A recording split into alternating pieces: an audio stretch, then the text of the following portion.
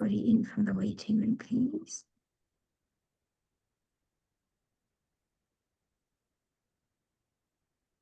Hi, welcome everybody. We'll give it a few seconds for everybody to join in. As everyone is connecting, you'll be able to see that it says a notification to say the meeting is being recorded and it's being live streamed on Facebook too. So just to let everyone know that this is a public meeting. My name is Lily Manoyam from SALO. I'm the Dialogues Manager, and we're very happy to have everyone joining us. We'll just have a few more seconds as everybody connects to the Zoom link. I know the registration is a bit complicated, but we're very happy to have everyone here. Also for everyone who's joining us, to let you know that while the first half of our dialogue is going to be input from speakers, the second half is going to be engagement and discussion. So everyone is welcome to introduce themselves in the chat or to start coming up with some questions to ask as the speakers are going, because we'll be handing over to all the participants here to engage and come in and to speak during the discussion section. And yes, let me introduce my colleague Munjodzi Mutandiri, who is going to be providing us some opening remarks. Thanks. Thank you, Lily, and good morning, colleagues, friends, and comrades. And let me just take this opportunity to welcome you all to yet another SALO dialogue. And I think that most of us know that we have, over the years, tried to bring to the fore discussions that we think move the needle in terms of trying to find solutions to some of our deep-seated challenges across the continent. And in a small way, we think that this is a contribution. The more we discuss our challenges, the more we map pathways to a better tomorrow. They say that when you discuss your problems, you have half solved them when you are able to explain them. So today we are discussing, of course, critical minerals in the context of South Africa's G20 presidents. And I see that the team has put quite a good topic: pathways for equality, sustainability, and shared prosperity for Africa. And I think that we all know that Africa has remained a powerhouse in terms of critical minerals. You look at the DRC, the cobalt riches that it has, South Africa, the platinum treasures. I think South Africa and Zimbabwe alone contribute close to 75% of the world's platinum. Zambia, with its copper wealth, the history of copper for many of us is always associated with Zambia. And these hold key to the world's green future. And yet, as we are seeing in the DRC, as we are seeing in the northern part of Mozambique, too often these resources fuel inequality rather than prosperity. I think educated colleagues and comrades are beginning to talk about resource curse 2.0. And this surely puts us where we are today, where we need to begin to, it's discussions that we have had over the years, and we're looking at the G20 as a platform, not just the G20 in the broader sense, or the multilateral platforms that exist. How can we begin to use them to understand the raw exploitation of our natural resources, and how do we begin to tie this to a just transition? And we think that the G20 has a historic chance to really turn the tide or the needle in a very small way, because it's for the first time that the G20 is in South Africa, and also it is the last time that for this round of leadership, it will be leaving the global south. So today's dialogue will look at three things. First, equitable and sustainable value chains. How do we begin to bring beneficiation home in terms of the producer countries? We begin to see more industries in the DRC, in South Africa, in Zambia, in Zimbabwe, in all the other countries that have these critical minerals, so that we can begin to be co-architects of the green revolution, because I think it's important that those that have the raw materials do not just become suppliers of raw materials, but they are part of the cog in shaping what a green future should look like. Secondly, we'll try and look at, I know that we have enough experts on the panel to discuss these things, issues of transparency and accountability. And how do we begin to put a light, shine a little bit of light on issues of justice when it comes to issues of critical minerals. And these, of course, have to be in line with shared standards on the environment, on labor, on taxes, ensuring that we have fair returns. And how do we begin to deal with the important aspect of illicit flows?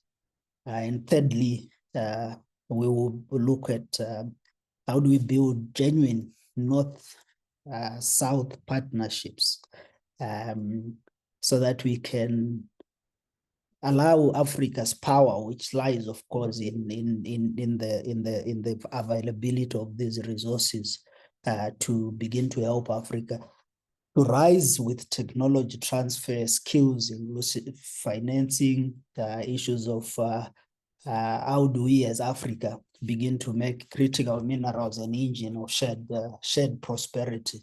And I think that beyond the G20, these are issues that in many other forums, the AU itself, the REX we have, these are issues that have been on the table.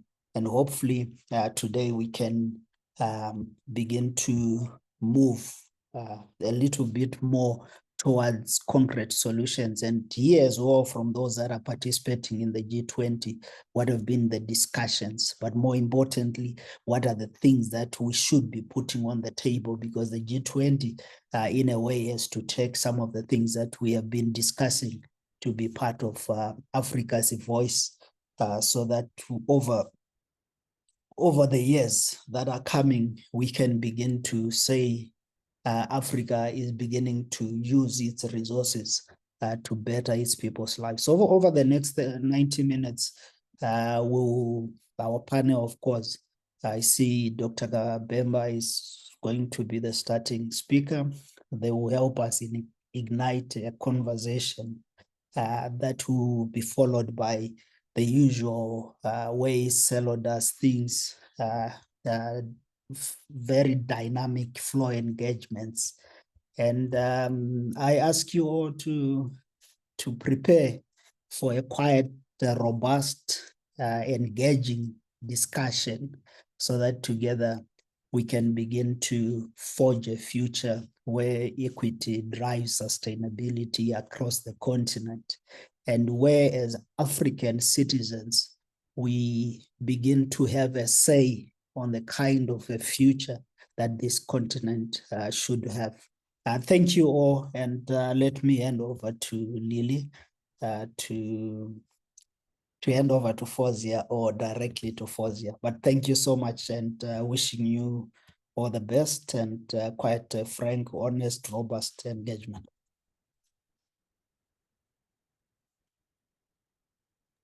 Yes, I think Fawzia, we can go straight to you. Okay, thank you so much. Maybe just some house rules before we kick off. Just to note that the session is being recorded and live streamed on Facebook, and also to note that please kindly mute yourselves when the speakers are on the platform. During the questions and answer session, can I kindly ask you to introduce yourself and where you're coming from? And so I trust that all the house rules are in order. Thank you so much. So maybe then to jump in and just to say thank you very much to Mundrudzi for those remarks and for very clearly grounding us in the purpose and the urgency of today's dialogue.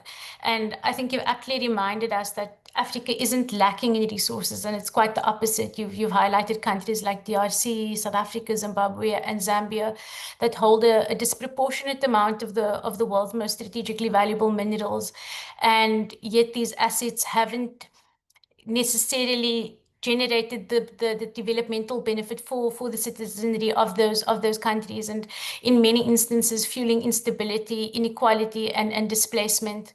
And so noting that how can this G20 presidency that South Africa is holding be leveraged for the global South, and just recognizing the urgency and the opportunity that this moment brings. And so with that framing in mind, I have the honor of chairing the panel for the first half of the discussion, and introducing each of our guests that will bring a distinct perspective to this question on how Africa's mineral wealth can be governed in service of equality, sustainability, and then ultimately long-term prosperity. And so to open our panel, I'm pleased to welcome Mr. Deprose Muchena, the Director for Africa Resource Futures and Open Society Foundation. Mr. Muchena is a long-standing advocate for social justice, democratic governance, and human rights across the African continent.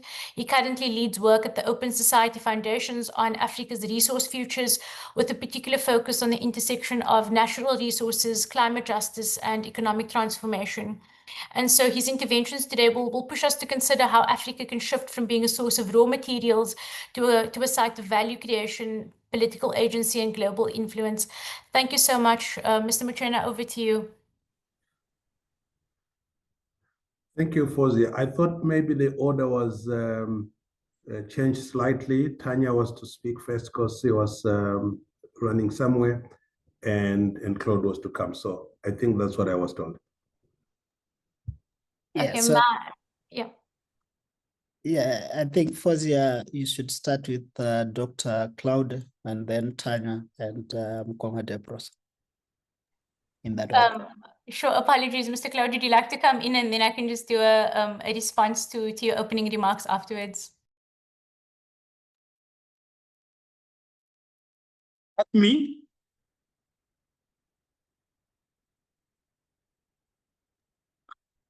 Yes, Doc, you should start. Should I start? Can you hear me? Yes. Yes. Thank you so much. Look, I'm very humbled. SALO, thank you so much for the invitation. I think I'm becoming a part of the furniture to be on this. I think it's quite an important space. I'm not here to recite the type of strategic minerals or energy transitional minerals we have. I think we all know that we have abundant of these resources, and my sense is that the just energy transition will not be sustainable without African resources. For those who do not know the Southern Africa Resource Watch, we are maybe the only Pan-African institution that invests only on natural resource governance. That is our work. That's what we do on the day-to-day basis. I want to start by saying critical minerals are not new minerals. I've seen people trying to make it as it's newfound minerals. They have always been with us, and Africa has always been exploiting them and commercializing them. Zambia has got 100 years of extraction of copper, of manganese, of cobalt. The DRC over 110 years, somewhere 110 years. So I think that's the basis we need to get, that it's not, we are not talking about new materials. And the second point I want to make is that the criticality of these resources on the African continent must not be looked at by country. We need to consider the continent as a united continent with resources that needs to power the development of this continent. So, and when you look at these resources at the continental level, then you come to realize that we might have the monopoly of each of the critical mineral resources we have for the energy transition. From cobalt, PGM, copper, lithium, bauxite, uranium, coltan, we might be the biggest producer of these resources. Africa taken together, I think that's the point I'm making. Now, I did not come to, as I said, to recite these things, but I thought that I should start with Anthony Schoenfield, who reminds us, writing in 1965, that we are much more firmly the prisoners of our national histories than we imagine. So Africa's past, the legacy of colonial extraction, foreign interference, and struggles over sovereignty, I think these things continue to shape the choices and opportunities and constraints of today. And my sense is that what Africa does now will define what it becomes tomorrow. But before we say what tomorrow will be, let me try to illustrate to you how the past has been and how it affects the present. There are two patterns of the past that and which continue currently that characterize Africa's relation with the global powers. The first one, and that since independence, is that African leaders who have advocated resource sovereignty, anti-imperialism, or control over strategic minerals have often faced coups d'etats, assassination, or sabotage, frequently involving not just foreign powers, but also local elite. I think that is important to keep at the back of our mind as we move forward and as we speak about the G20. So attempts by African leaders to break away with global extractive order that was set in 1885 at the Berlin Conference and pursue genuine industrialization have always been violently resisted, both internally and externally. Across the continent, leaders who have dared to advocate resource sovereignty have been killed, some of them. Let me give you an example. One of it's the example Patrice Lumumba, for example, in the Congo, was assassinated by the Belgium, the US, and the CIA. His vision was for sovereign economic policy, was about industrialization, was about Congolese controlling their own resources. That was not accepted. He had to be killed. Another leader was Thomas Sankara, championed resource nationalism, rejecting foreign exploitation of Burkina Faso minerals and pushing for self-sufficiency and local empowerment. His policy threatened French and multinational interests, resulting in his assassination. Another one, if the list we continue, is Samura Machel. We know the story of the plane, resisted apartheid and resisted foreign control over Mozambique's coal, titanium, and other minerals. His death, a lot of investigation, was not a natural accident. Then we got Laurent Désiré Kabila in the Democratic Republic of Congo, killed in 2001 on the 16th of January, just a day before Lumumba was killed. Him too threatened Western interests in Congolese minerals. And the list goes on and on. And another notable one, which we should not miss to mention, is Kwame Nkrumah, really overthrown for opposing foreign exploitation of gold, bauxite, and cocoa, bauxite in Ghana. So that is the first pattern. And colleagues, if we look today, this pattern has not changed.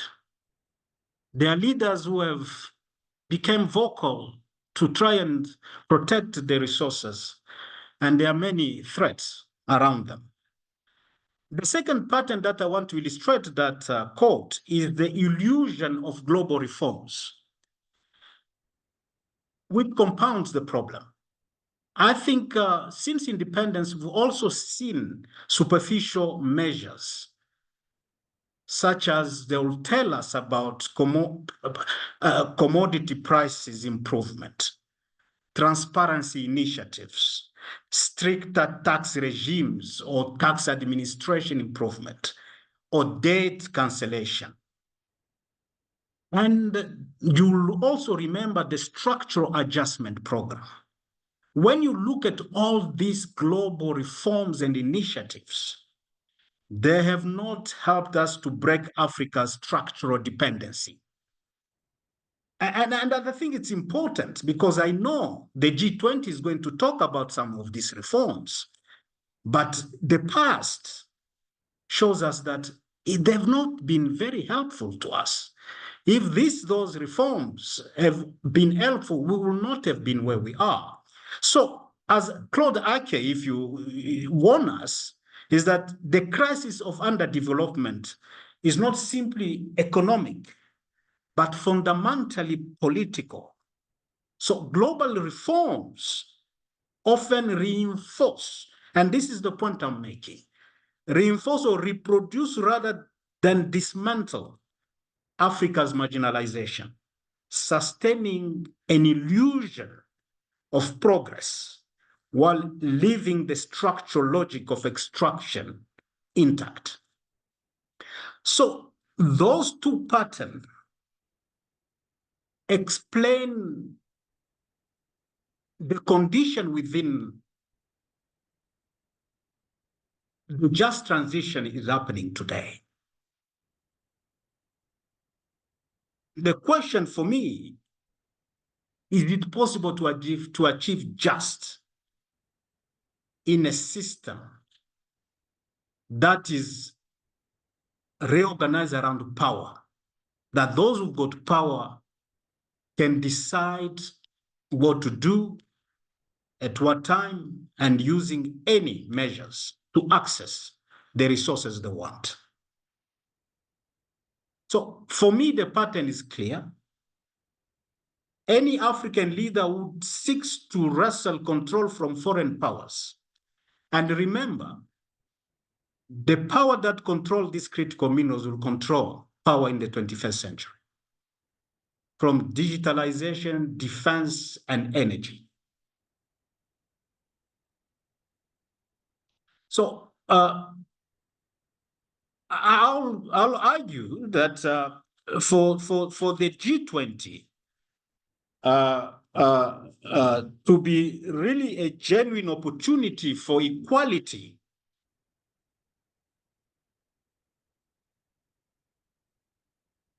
it will have to accept to restructure the global system, in a way that some of the powers that are part of the G20 cannot simply dictate terms or impose how Africa's resources should be managed. True equality requires that African countries are given the space and sovereignty to dictate how the use of their resources, whether for industrialization, for energy transition, or sustainable development. So, and I think for me, what is more positive for the African continent is that the marginalization that we observed before this move for energy transition comes, and the strategic importance of these energy transition minerals become apparent, is that marginalization is disappearing. One, because the global ideological differences between whether capitalism, socialism, and communism does not exist, because that ideological differences blocked Africa in terms of deciding who to work with.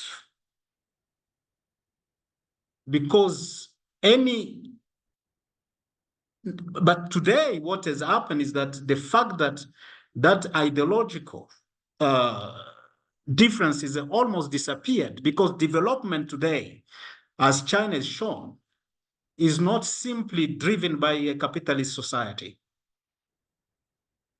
It is driven by policies, by leadership, by a vision, by a plan that put people at the center of development.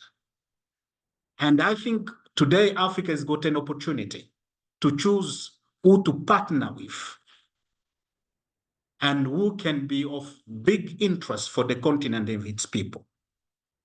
So to conclude this introduction, if the G20 is serious about equality, it must support African agency, enabling the continent to achieve 4 things. 1, determine the industrial path that benefits the African people, not just the global market. 2nd, control the extraction, processing, and the value addition of these critical minerals and resources. 3rd, allow Africa to design its policies and partnerships that reflect local priorities, social justice, and long-term economic transformation. And last, that Africa should not depend on global frameworks that does not serve the African continent. I think Africa should come up with its own framework that will have to fight the crime that we found along the value chain. And those crimes involved the type of pollution, the type of illicit financial flows, the type of labor injustices, the type of displacement of the people and leaving people in poverty. My sense is that these are crimes. They're not just injustices. And I think we need to find a way that we need to hold this private and to account if we are going to have justice and equality. So my sense is that without respecting Africa's right to self-determination over its resources, the G20 risks repeating the same pattern of dependency and extraction that have historically blocked Africa's development. Equality is no charity, I think. It's about power. It's about agency in the hands of those who own the resources. I'll rest there for now. Thank you so much. Thank you. Thank you so much, Dr. Kabimba, for your clear and grounded contribution. I think a few important points stand out. And first, that you reminded that these so-called critical minerals aren't new. They are, in fact, materials that African countries have been extracting and exporting for well over a century. And what's changed is the geopolitical framing. They are now critical to the global energy transition, but the underlying patterns of extraction, dependency, and externalization of value remain largely intact. And secondly, noting your caution against treating this as an opportunity without acknowledging the long historical context is a very useful corrective. And so if the governance models remain unchanged, then a shift to the just transition just risks becoming another phase of extractivism under a different banner. And finally, that your point that the transition is not sustainable without African resources, yet Africa continues to play a very marginal role in shaping the terms of that transition. And so ultimately that's central to the discussion. So thank you for flagging that. And so noting that this is where institutional interventions such as regional coordination and continental regulation become so important. So thank you for your contributions. In terms of our next speaker is Tanya van Meelis, who heads the policy unit and coordinates labor market policy at COSATU, one of South Africa's largest trade union federations.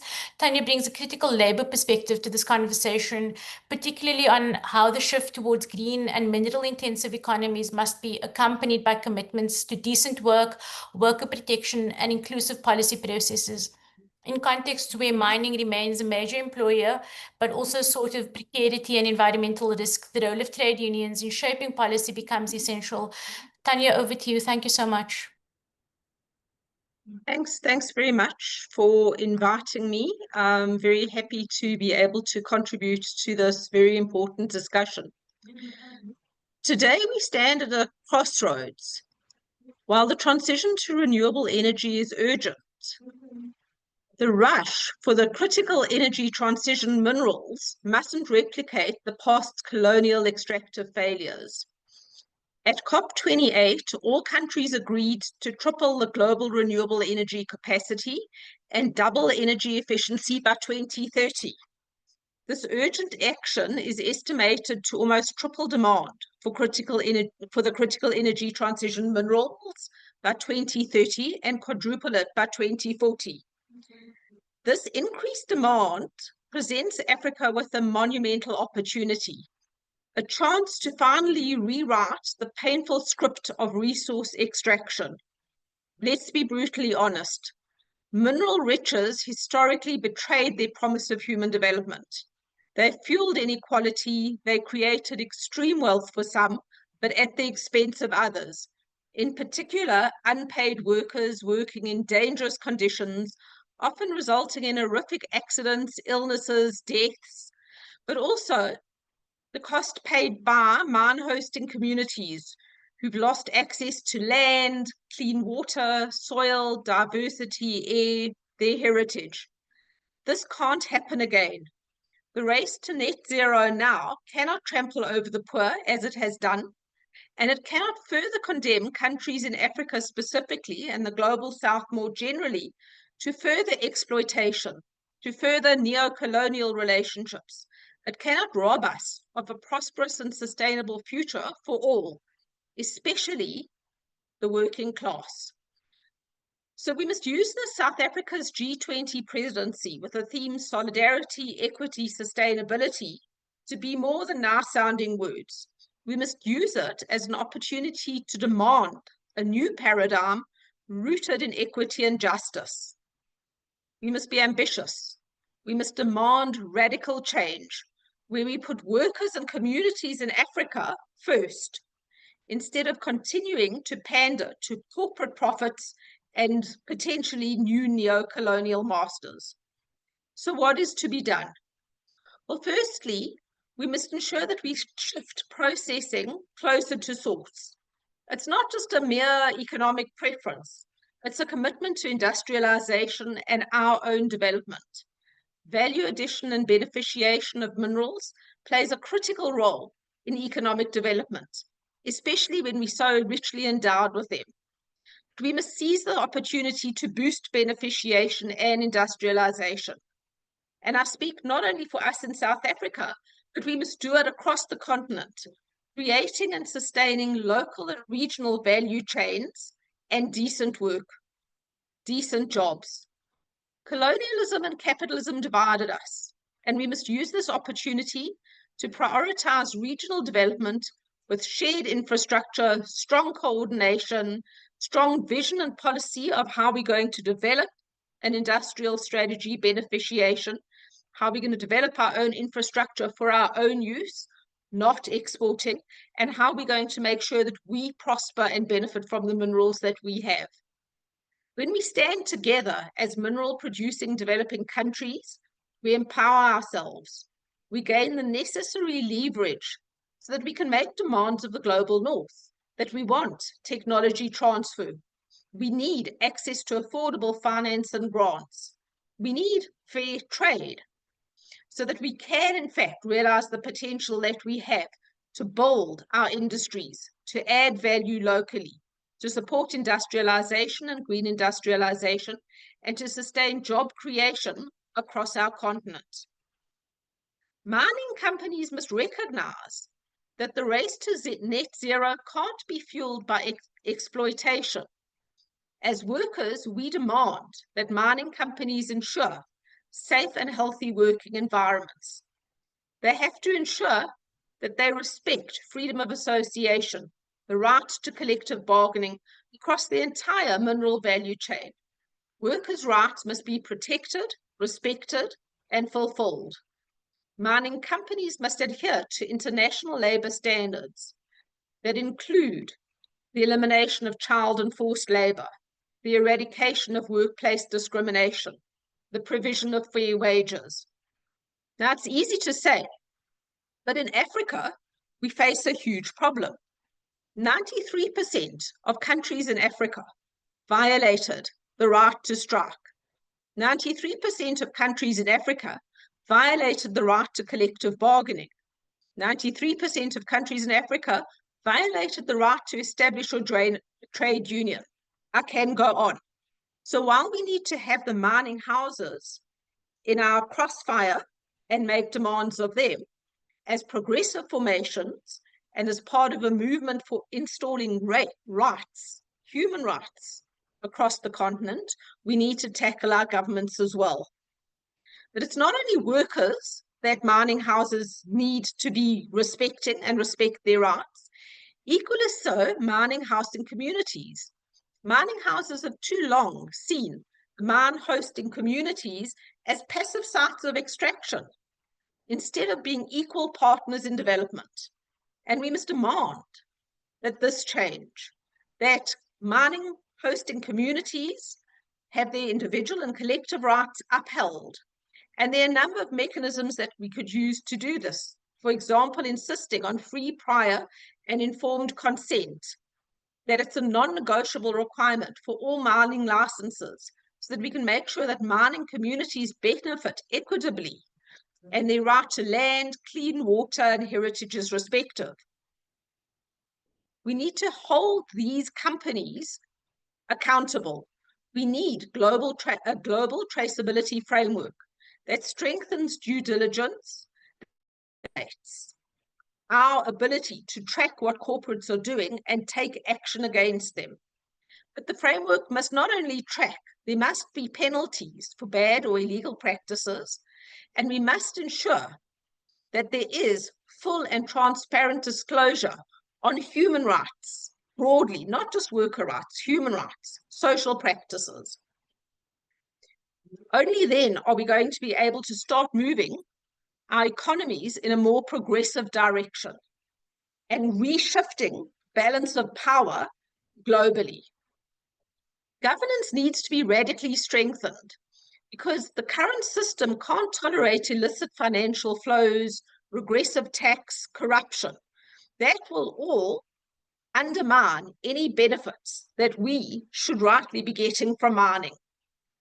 So part of looking at the global architecture in which we operate, we must demand that all G20 members commit to a global tax cooperation initiatives to enhance transparency and ensure that all actors pay their fair share, that we tackle tax evasion, transfer pricing, profit shifting.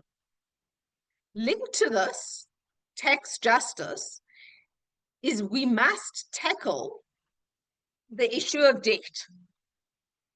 We must explicitly take into account the significant burden of debt facing many developing countries and recognize the restrictions it places on our development, that we're not going to be able to develop when we're shackled to the unjust debt of the past, and that if we are going to build a future that's more sustainable and prosperous, if we are going to say that there is a transformative power of critical minerals, if we're able to develop value chains, we have to make sure that we create the financial, fiscal space for us to do so.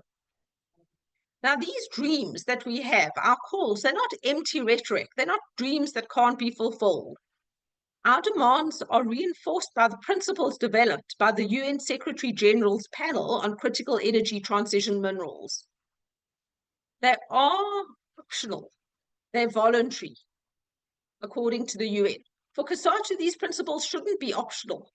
They're guardrails. They're necessary to guide a renewables revolution towards justice and equity. They're building on existing norms and commitments already. They build on existing legal obligations countries have committed to.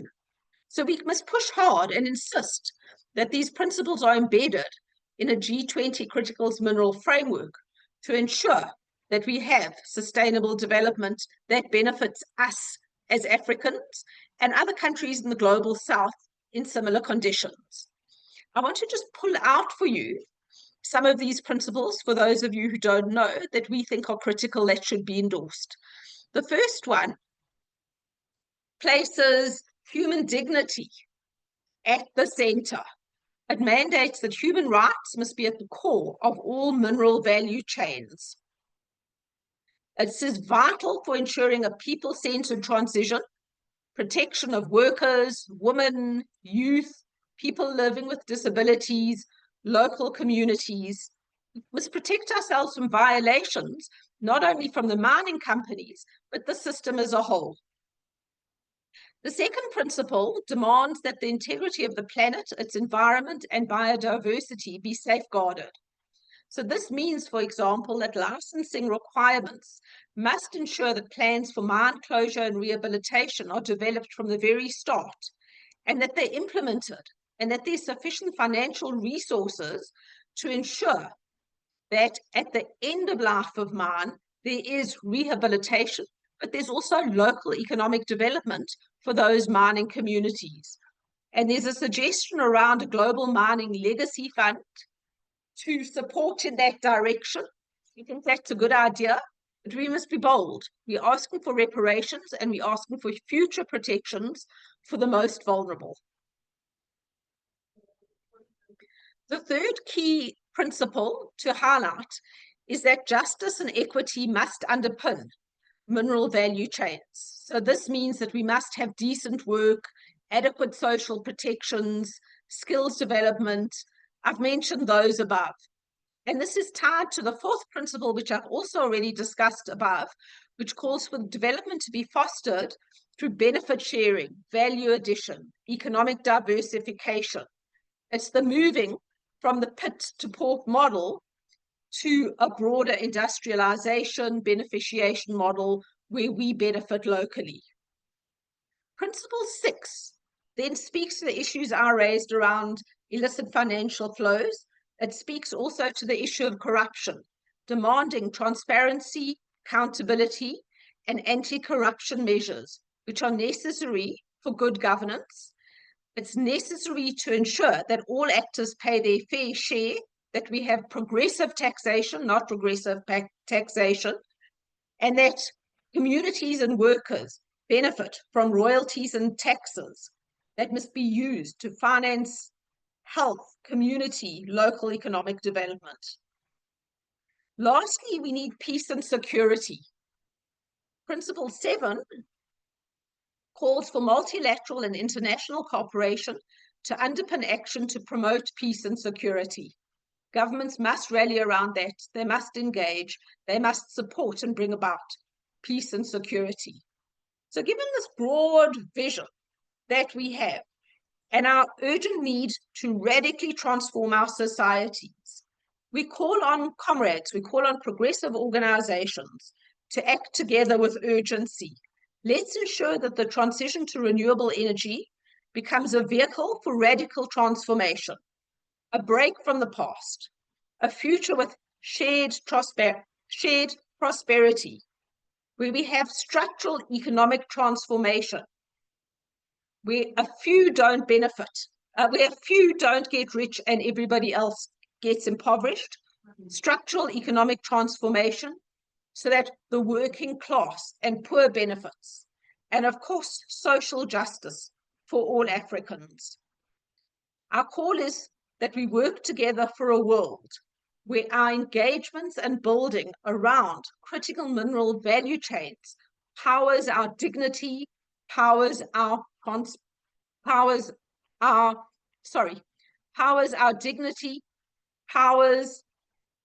our own wealth, and not exploitation. Thank you. Thank you so much, Tanya, for those remarks. And I think it offers a timely and necessary provocation that while the just transition is urgent, it must not come at the cost of justice, or the energy transition rather. And the figures you referenced from COP28 highlight the speed and scale of this shift. And with the demand for critical minerals expected to quadruple by 2040, you've rightly asked the question, at whose expense will this transition be achieved? And you've also reminded us quite starkly that Africa's mineral wealth has historically enriched others while impoverishing workers, communities, and ecosystems. And this legacy cannot be allowed to continue under the banner of climate action or net zero. And so in that context, your call to shift processing closer to source, embed the beneficiation within an industrial strategy, and reframing value addition not simply as economic optimization, but as a development and a political imperative. You've also spoken quite candidly about the violation of labor rights across the continent, including the erosion of the right to strike, organize, and bargain. And also some of the statistics that you've cited, with majority of African countries having violated these core rights, it must be taken quite seriously if we are to speak meaningfully about inclusive growth. Importantly, we've also framed mining communities as equal development actors, not passive extraction sites, and it speaks to a deeper democratic deficit in mineral governance. And so these governance frameworks that you've highlighted must become non-negotiable licensing conditions rather than aspirational policies. And so lastly, your emphasis on the global tax architecture, illicit financial flows, and the need for transparency with enforcement highlights that need for restructuring of governance, and not only in national terms, but binding commitments, so binding global commitments, including under South Africa's G20 presidency. And so we've heard in your remarks that this is a compelling challenge to governments, multilateral institutions, and corporations alike. And so the green transition mustn't just be green colonialism. If it's to be just and transformational, it must include industrial, fiscal, environmental, and social. So thank you for that principled and strategic framing of what's at stake. And then next, we have Depro's Machena, which I will not introduce, having introduced him earlier on. So I think we can just take Depro's as introduced. Thank you so much. Please come in. Thank you very much, Fozia. I hope you hear me correctly, or rather loudly or properly. And thank you so much for this moment. And I start by paying tribute to my colleagues, Claude, who has been exhaustive in addressing the wider political economy of critical minerals and Africa's place in the world. And Tanya just exhausted the issues on the table. There's nothing left, the social justice dimensions of the topic. So I will just add a few points that I think might just complement what my colleagues have said. Beginning with the fact that the topic asks us of the question whether there is a pathway to equality, to sustainability and shared prosperity for Africa within the framework of G20. And I think it's a necessary proposition because at this particular moment, the globe is facing three types of crises that are converging into what others call a polycrisis. One, we have a crisis of global political leadership. There is a spectacular decline in leadership from traditional sources of countries that historically the world has relied on to sort of provide a vision, even if we contest it. But you know that they will be there. The United Nations will function to the extent possible. You know that if there is a humanitarian crisis, you will find support, and there will be proposals to have a world that cooperates together. What we are seeing are authority figures posing as leaders with absolutely no clue how to tackle global problems. And so the energy for leadership is remaining in pockets of countries, including small states that are making advances that we might need to acknowledge and look to for a pathway to the future. Look at COVID-19 and how vaccine nationalism became the more colorful foreign policy of developed countries. It was left to Costa Rica to propose technology pool to reduce the cost of vaccines. It was left to South Africa and India to propose suspension of intellectual trade-related property rights so that we could again develop technology to improve manufacturing of vaccines in the global south. By the time of the middle of the COVID-19 pandemic, Europe had vaccinated 70%, Africa had vaccinated 4%, and there was no shame in that. So there's a spectacular collapse of leadership as we go to G20 South Africa. The second is a crisis of development. We are at the crux of an inability to articulate a forward-looking development agenda for the world. And this is why even the energy to finance transitions, green transitions, or to finance climate adaptation is limited. We struggle every climate summit, including one that we were with Claude in Addis, to generate the kind of money you need, whether it's clean development mechanism, whether it's climate loss and damage fund, whether it's adaptation funding and so forth. That amount of money is not available immediately because there's actually a crisis of commitment to development as an agenda. And yet at the same time, you see a spectacular commitment to arming, to spending on defense and security.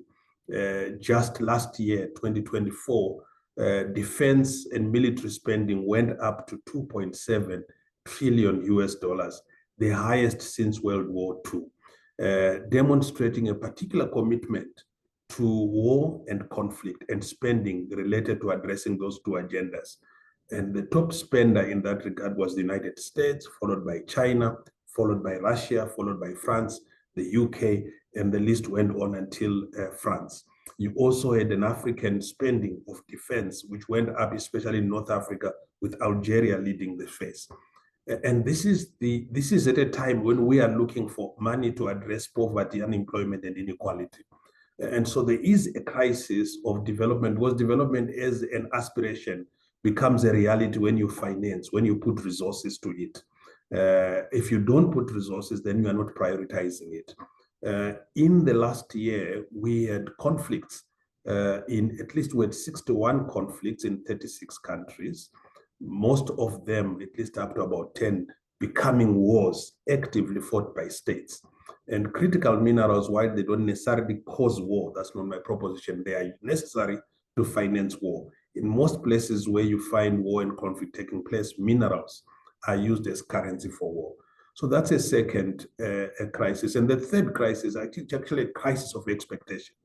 The world is expecting something different to emerge while relying on the same pattern of solutions that we have seen across the board over and over again. So it's actually a crisis of expectation. So the G20 summit that comes to South Africa under its presidency next month comes with huge expectations now placed on the shoulders of South Africa because of the global collapse in leadership, global governance, and multilateralism. Multilateralism has become somewhat of a la carte multilateralism, where countries choose when to come together, but for the most part, act unilaterally. This is why you are seeing a slew of critical minerals deals signed up by the US with Ukraine, with DRC, Rwanda, probably with Zimbabwe, if there is the so-called sanctions conversation there, and many other places, Mongolia and so forth. We are seeing this foreign policy that is so transactional, that uses critical minerals as sites of extraction in a naked manner. And so this just presents for me a huge context of crisis that underpins the G20 as it comes to South Africa. So South Africa inherits this G20 presidency at a time when it has to address the question of renewing, re-energizing multilateralism so it can get us to where the world needs to go to address the crises that I'm talking about. So that's the first context. The second is the G20 itself a platform that is necessary today? And my answer is yes, it is absolutely necessary, especially in the context of the threat to multilateralism. We have to find places where we rebuild this multilateralism, countries acting together to address common problems. And it's so vital because the G20 now brings together some of the most leading economies. And it was George Bush at the time of the global financial crisis in 2008 who actually called the G20 summit in Washington because he had seen the US on its own could not address the global financial crisis. It needed more. And I think the trend remains that the G20 brings together leading economies of the world. GDP is not a useful measure of economy, especially human development, but it gives us a sign. So 85% of the global GDP number resides in the G20 countries. 75% of international trade, you find it in the G20 countries. 65% of the global population of 8.2 billion, you find it in the G20 countries. So as a place for addressing the crisis of the world, the G20 is a useful framework and platform to address the things that SALO has put forward as things we must discuss today. And so I want to underscore the fact that South Africa's leadership becomes vital because this is the power that it is potentially bringing. The most significant component of it is that the G20 is taking place after a trio, a quadrant of global South leaders. You know that in 2022, we had India with its one planet, one family, one future theme. And then we had Indonesia, which was looking at recovery from COVID-19. We had Brazil looking at, again, shared prosperity and the future and looking at the planet. And then now South Africa with the themes that have already been addressed by Tanya. We have seen an opportunity for the last 4 years of the global South shaping the direction of travel for the global economy, for global political enterprise, and also for the social agenda. And so it's important that South Africa builds on this trio of global South statements about what the world must look like. So the question of solidarity, equality, and sustainable development that underpins South Africa's thematic approach to G20 is crucial and can be used as a rallying call to continue to address global challenges. What we don't normally talk about is that it's nice to speak about these broad numbers and the broad G20 framework as a possibility for addressing the issues you have put before the table, but it doesn't unmask or conceal rather the fact that within the G20 itself, inequality reigns supreme because between countries and within countries, inequality continues to dog platforms like this to fully materialize and realize the global aspirations for actually addressing social equality and sustainable development and equality. So we really have a bigger problem of simply parroting the slogan that the G20 is important if we don't subject the G20 to the test of what kind of transition are we talking about, what kind of exploitation of critical minerals are we talking about, and within the G20, do we have language that actually suggests that critical minerals are not critical only for a decarbonized global economy, but that they are critical for Africa's own future because Africa is presently experiencing probably the third scramble. So we need to reorient the conversation from just seeing critical minerals as fueling transition for energy for a globalized economy, but looking at it as addressing the critical needs of Africa's development today so that it leapfrogs with the rest of the countries. Now, it takes me to what's happening within the critical minerals sector itself, which is another subject of our conversation. Let's just look at the numbers. Claude suggested we must not parrot the deposits, and I will follow him in not addressing what we already know. But last year, 2023, African economies exported closer to 300 billion in critical minerals value, which is about 10% of global trade, but it's only a fraction of the total value chain. The reason being that the actual value of our critical minerals are not in the raw materials that we're exporting. They are in the processed byproducts that go away from our continent. And for as long as we continue to produce raw materials and export them, there is nothing that is going to transition us from where we are to a much more transformative landscape where Africa becomes more prosperous from its minerals, and you direct the proceeds from critical minerals into human development. So it will be a standstill scenario where we continue to parrot these big numbers, but they are not transforming anything. So we need to think very clearly about what others have already warned about.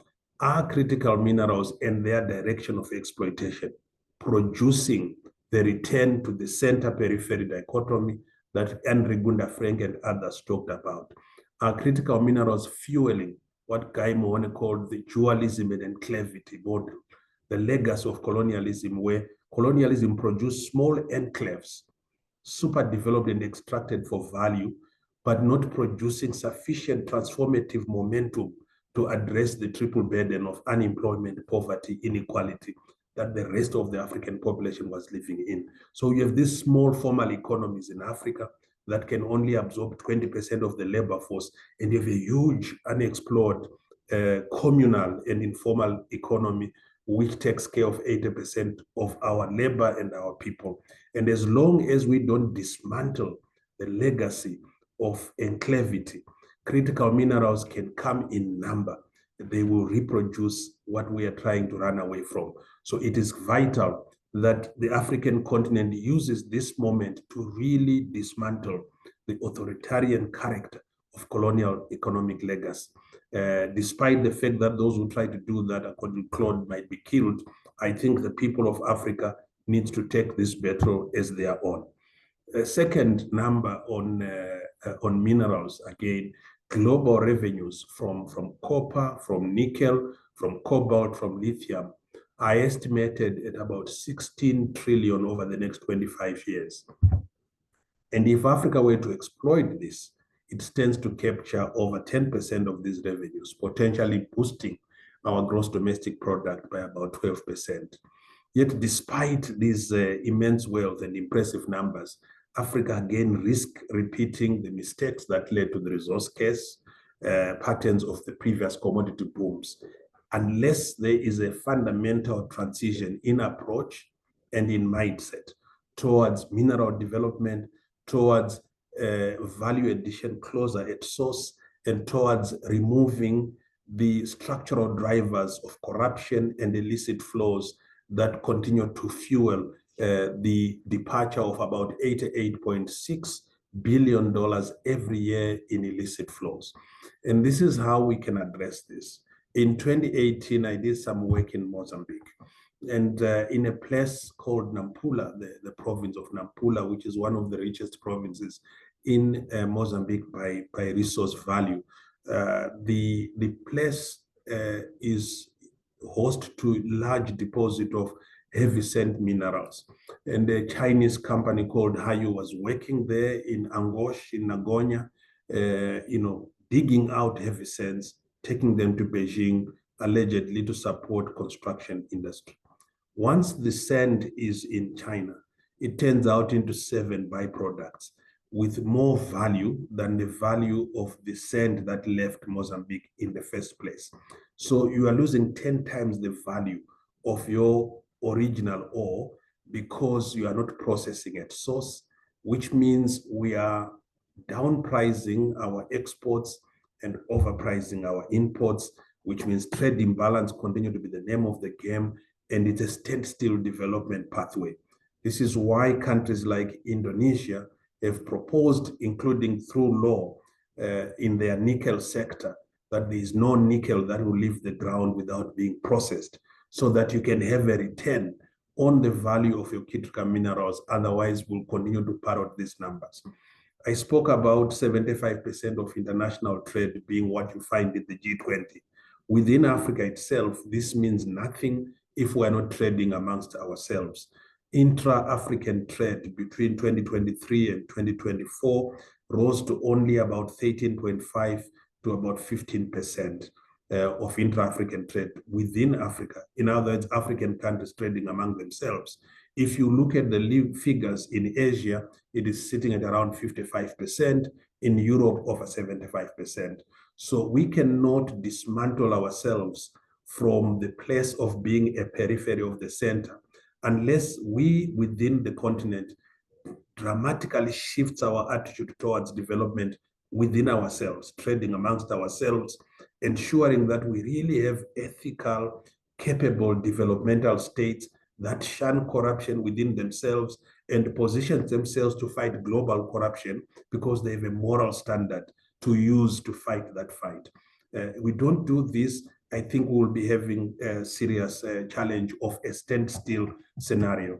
The last point that I can only raise is that I say that the G20 opportunity is once again an opportunity to highlight and strengthen the momentum of Africa's green industrialization as a strategic imperative. We cannot develop our societies if we detain ourselves in models that we currently are in. So there is here an opportunity to use the green minerals as an opportunity to finance our own industrialization in order to set up the African continent for resources that can come from outside. And this is where the role of philanthropy organizations can play a role as well, supporting civil society to partner states in thinking about green industrialization as an opportunity not to repeat the same dual and enclave models of industrialization that we have seen in the past, and ensuring that we really partner states and civil society together to confront this global moment where Africa continues to be marginalized. If we don't do that, the G20 might come and go, and we might remain where we are. I'm also particularly concerned because as South Africa wounds up its president of the G20, we are transitioning to the US. And after that, I think it will be UK. After that, it will be Canada. So the moment of the global South to reshape global development and conversation might be coming to an end. And we must need to find a way of sustaining the momentum of the legacy of South Africa's presidency, but also the president of Brazil, of Indonesia, of India. How do you protect the advances made so far without losing both the conversation that has been on the table and the energy for it, because the new chairs and presidents coming might not share this language that we are talking about. And this remains for me a challenge. So let me leave it there, given the fact that most of the issues have been addressed. Thank you very much.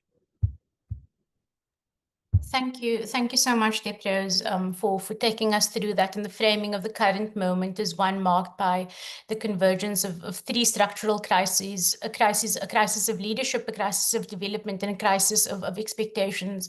And just noting your point around the erosion of global leadership, especially from traditional powers, has left a significant vacuum, and one that's now being filled, at least in part, by smaller states and global South actors, often under extraordinary constraints. And I think we can also definitely recognize the role South Africa has played in this by taking quite a strong global leadership position. And so also noting some of the examples that you've given, from vaccine equity to trade-related intellectual property during COVID-19, also showing the policy imagination and leadership are no longer, if they ever were, the monopoly of the North. So thank you for highlighting that. And then importantly, your remarks situating South Africa's G20 presidency, not in isolation, but as part of a broader arc of global South stewardship following India, Indonesia, Brazil. And so this continuity does provide a rare opportunity to consolidate a Southern political voice around themes of solidarity, equity, and sustainability. But again, as you cautioned, those words must become strategic tools, not just thematic slogans. You've also made a critical point about the limitations of G20 optimism, reminding us that platforms like the G20 remain marked by deep inequalities between and within countries. And so without confronting these structural hierarchies and without testing the G20 against concrete commitments to transformation, multilateralism does risk becoming an exercise in symbolic politics. And so in this context, you're challenged to rethink what kind of transition are we talking about is particularly important. Are critical minerals to be viewed merely as an input into the green global economy, or can we leverage this as African structural economic transformation linked to development goals? And I think it quite neatly links to the remarks made by the previous speakers, Dr. Kabemba and Tanya. And so I think there's a very nice convergence of your remarks. And so I think your suggestion that Africa may be entering what could be its third scramble. And so this is not the time for territory or for energy resources, but your call to move from extraction of minerals to the production of value does offer us a very critical path that Africa can take forward. So thank you for articulating both the political complexity and the urgency of the choices ahead. But ultimately, reminding us of that future of critical minerals is not just about energy security, but also developmental sovereignty. Thank you so much. Our next speaker is Dr. Sanusha Naidu. So I'll do a very short introduction, and then I will hand over to my colleague Marissa. One second. So Sanusha Naidu is a foreign policy analyst. Her interests include democratization in Africa. And she also has a focus on Africa's political economy and development, especially Africa's relations with emerging powers from the global south, as well as the African foreign policy analysis. So Sanusha does put us in a very important position relating how the G20 can be leveraged also on a backdrop of the Africa's political economy. So thank you so much, Sanusha, and over to you. Good day. Thank you very much, Fawzia. Thank you very much to the organizers for inviting me. Again, it's very hard to come after people like Claude, Depros, and Tanya, because I'm not sure whether I'm going to be repeating some of the stuff that has been said, but I'll try. I think for me, the real starting point around this conversation with regard to the G20 is for us to become much more pragmatic about what the G20 is, what the G20 is going to achieve or will achieve, and what the G20 will look like going forward as subsequent presidencies become relevant and become part of the G20 ecosystem for the future. And I think it's this point that Depros made, which I thought his third statement of crises, which really captures what the G20 is grappling with. So my starting point is really that the G20 in many ways is the ecosystem of the crisis of the international system.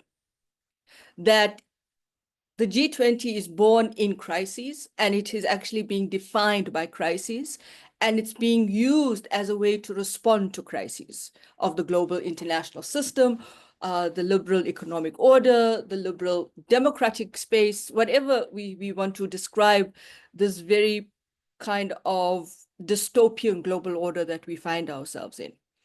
And I think that's the crisis in the crisis for the G20, is because it starts off in terms of the mandate of what it is that it's trying to preserve.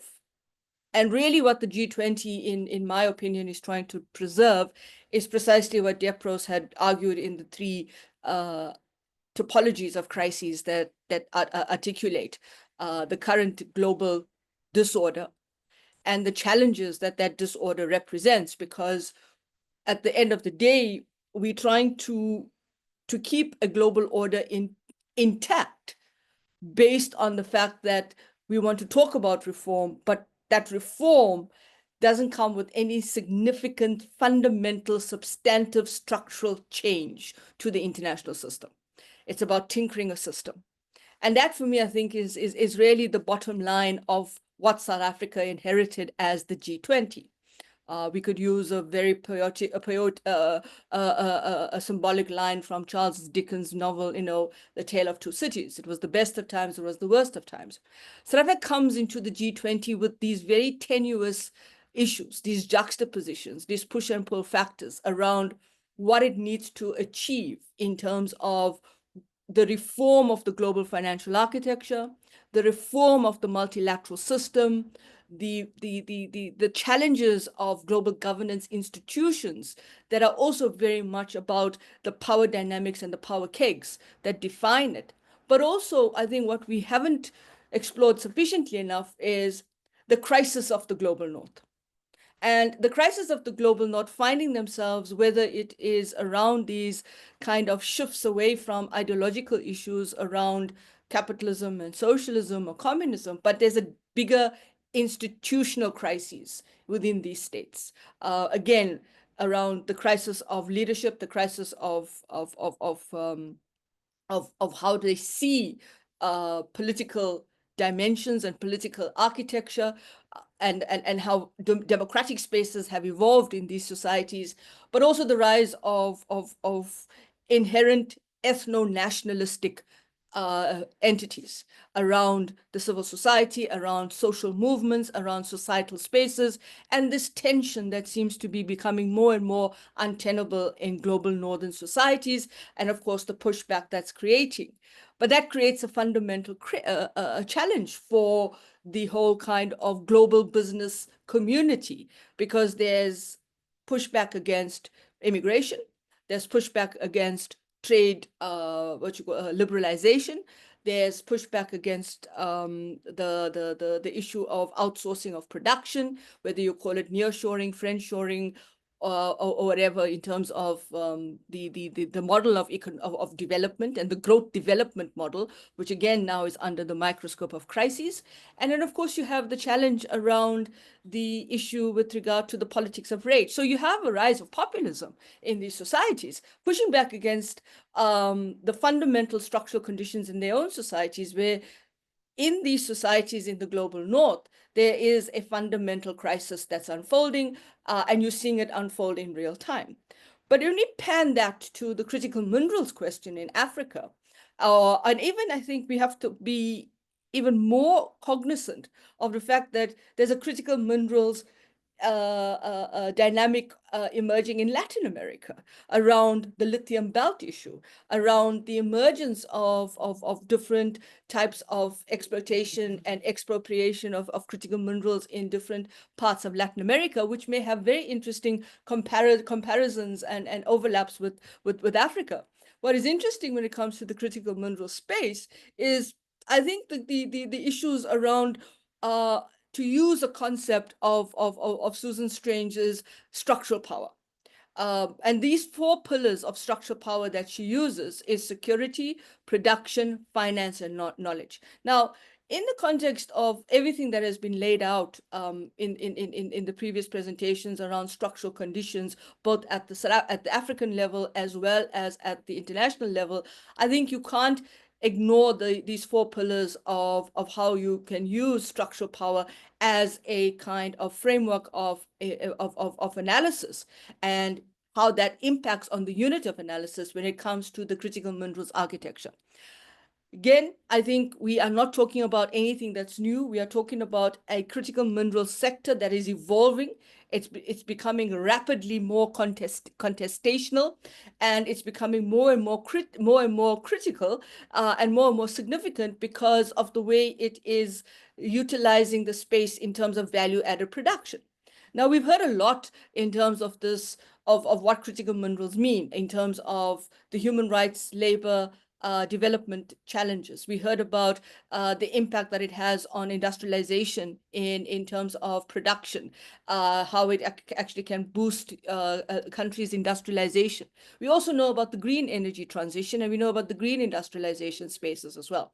But I think the real questions around the critical minerals is what we still seem to be grappling with in terms of access and control over critical minerals, whether it is the securitization of the global political economy. And if you take that 1 pillar of security and you look at the way security tied to strategic assets, tied to commodities, tied to supply chains and value chains, comes back to things like impact on maritime security routes, peace and security architectures, and the question of where these critical minerals are located and how they may be fueling intrastate conflict as well as fueling interstate conflict. Again, disruptions to global supply chains, as we've seen heightened by geopolitical rivalries. If you take the Horn of Africa, if you look at the Red Sea, if you look at questions around the use of how some of the elements and the primary components of critical minerals is used in a kind of critical minerals military industrial complex. The securitization of that means that you're having interesting dynamics and context around political warfare and warfare in itself. So the securitization of critical minerals is not just about use of the sale of minerals in terms of how you fight wars in Africa, but it's also playing into the broader political, geopolitical issues around the flow of these minerals into new forms of neo-military industrial complex, drone wars, drone fairs, etc. And if you look at some of that, that's becoming key to this. Is this a space that the G20 is talking about? I think the G20 is very much anchored around the more kind of economic issues around the critical minerals and the intersection with how this may boost African production, African output, and become part of a value chain. But there's a vulnerability around this as well, because it also fuels into companies and security, corporates that are engaged in these kinds of transactionals. And then this kind of security question links to the second pillar, and that's production. We're talking about production of critical minerals. And we keep hearing catchphrases like beneficiation, process at source. We hear this issue around becoming part of the global value chain in terms of manufacturing capacities and so forth. And that the current the asymmetrical issues in production and beneficiation at source are actually reinforcing this question of, are you part of the value chain? Are you part of the revolution of critical minerals in production and industrialization? But at the same time, it's becoming more and more difficult to disaggregate. At what part of the value chain do you want to be do you want to engage in the processing at source? Do you want to be part of the beneficiation or the beneficiation of the product? Something that Depro said very nicely was this issue of, extraction of minerals for production in value. Now, what's the production in value you want? Do you want to compete with other actors, whether it's China, whether it's and China most likely now, because of the way China has dominated the critical minerals value chain from the high level of production right down to the downstream production of goods of goods. And of course, do you want to be able to compete at that level? What is it that you want to beneficiate? What is it that you want to process at source? And that in itself is important. Do you want to become part of the whole value chain to produce the electric vehicle, or do you want to produce the component parts of the electric vehicle? And that kind of question is something that constantly, doesn't really get answered in the whole G20 context and narrative of how do, when you want to bring production back at source, do you want to produce the lithium battery for the electric vehicle or the hydrogen battery for the electric vehicle, or do you want to actually produce the electric vehicle?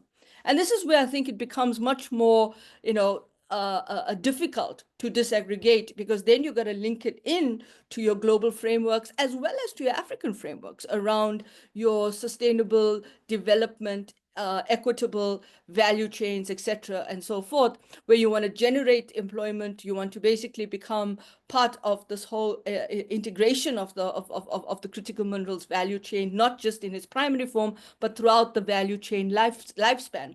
So do you just going to do you want to create those pockets of excellence? But how do you do it? Where's the investment? Do you want more investment in production with regard to your value, your critical minerals, or do you have the money to invest in that? And this comes back to the whole issues of the other side of the G20, and that is, how do you plug the gaps around illicit financial flows, But the one thing we haven't touched on, and hoping we would touch on this, and I see colleagues from Aphrodite here, is the amount of money Africa spends in debt servicing. Around 75%, I think, goes out of the continent of GDP towards debt servicing. So that's not really pushing it into what is now the third pillar around this, and that is access to capital. Access to capital, access to financing, as well as how do you deal with the financial intermediation in the critical mineral sector. The financing question, again, is about the competition and fragmentation of global financial systems, which again was touched on very nicely by my previous colleagues in their presentations.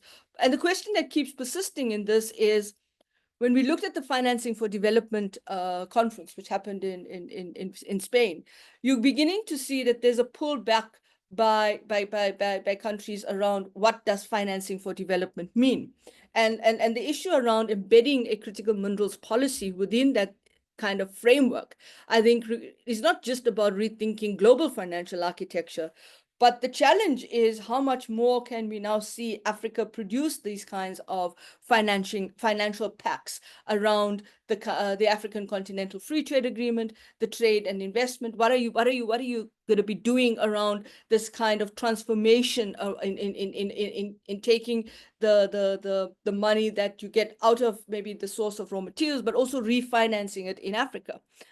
An interesting question that emerged this week with regard to South Africa, and I'm not a financial expert, so I may be missing a bit of the core issues, was a story in the Business Day about money that does exist in South Africa in terms of domestic financial capital, mobilization of domestic financial resources, but that money is not going into government, or it's not becoming part of the investment vehicle of President Ramaphosa, because there's an inherent issue around financial weakness of institutions or policies. And I think that's a grave concern that you have to think about in terms of how you create a transformative set of conditions in Africa, whether it is around bringing able to mobilize capital at the domestic level, but that also embeds this question of transparency and accountability. And I think this is very important, because listening to Carlos Lopez as well from the Nelson Mandela School of public governance is really this question of the fact that investors are not necessarily shying away from Africa, but there are bigger questions. And the two issues that are linked to this is currency volatility and weak financial systems. And that kind of creates this challenge around critical minerals as well, something that I don't think is going to be wholly debated or dealt with in the G20, but it definitely needs the kind of agenda to bring onto the focus of the G20, because Africa is part of the G20 now.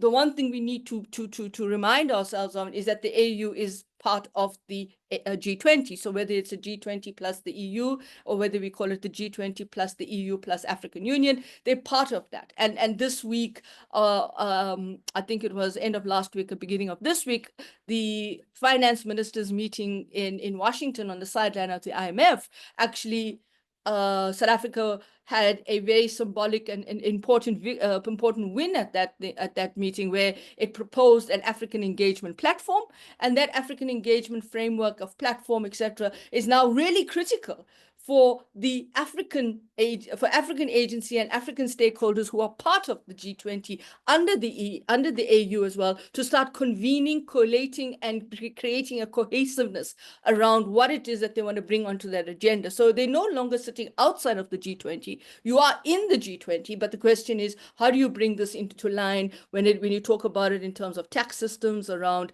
questions of financing for development, and so forth. The fourth issue is really around knowledge.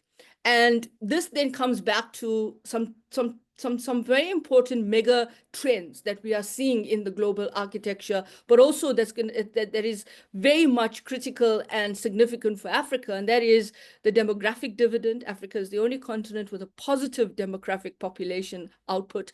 All other continents are shrinking from a demographic perspective. Then you have the digital transformation issue, the technological issue. And then, of course, you also have the question of, how do you deal with climate change? And so this knowledge on technological capacity, innovation, intellectual property, how do you shape these issues around the critical mineral space?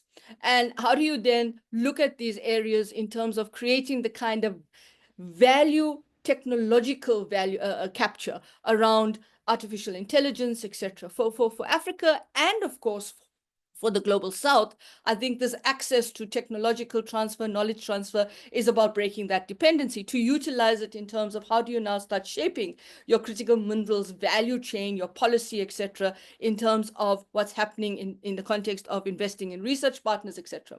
One of the things that is coming out in this discussion around the critical minerals, and I don't want to get into the just energy transition, etc., but I think in the critical mineral space is you need investment. Where is that investment coming from? Is it to trade in critical minerals, or is it to invest in critical minerals? And these are some of the dynamics that I think we need to look at in terms of what these 4 pillars illustrate in terms of the push and pull factors between fragmentation and cooperation. So you have competing interests. I think you can't ignore that in the sense of the of both external actors and internal actors. If you look at the competing interests around the US-led mineral security partnership, if you look at, for example, China and its 4 global compacts, the Global Development Initiative, the Global Security Initiative, the Global Civilization Initiative, and then finally you have the Global Governance Initiative. These are demonstrating a kind of international regime around critical minerals, but this is contested space in the G20. You're not going to be able to foster the kind of push that you want, but you have to capture the space that you have in there. And I agree with Deprose that in terms of the G20, it's offering you an opportunity to keep having the discussion.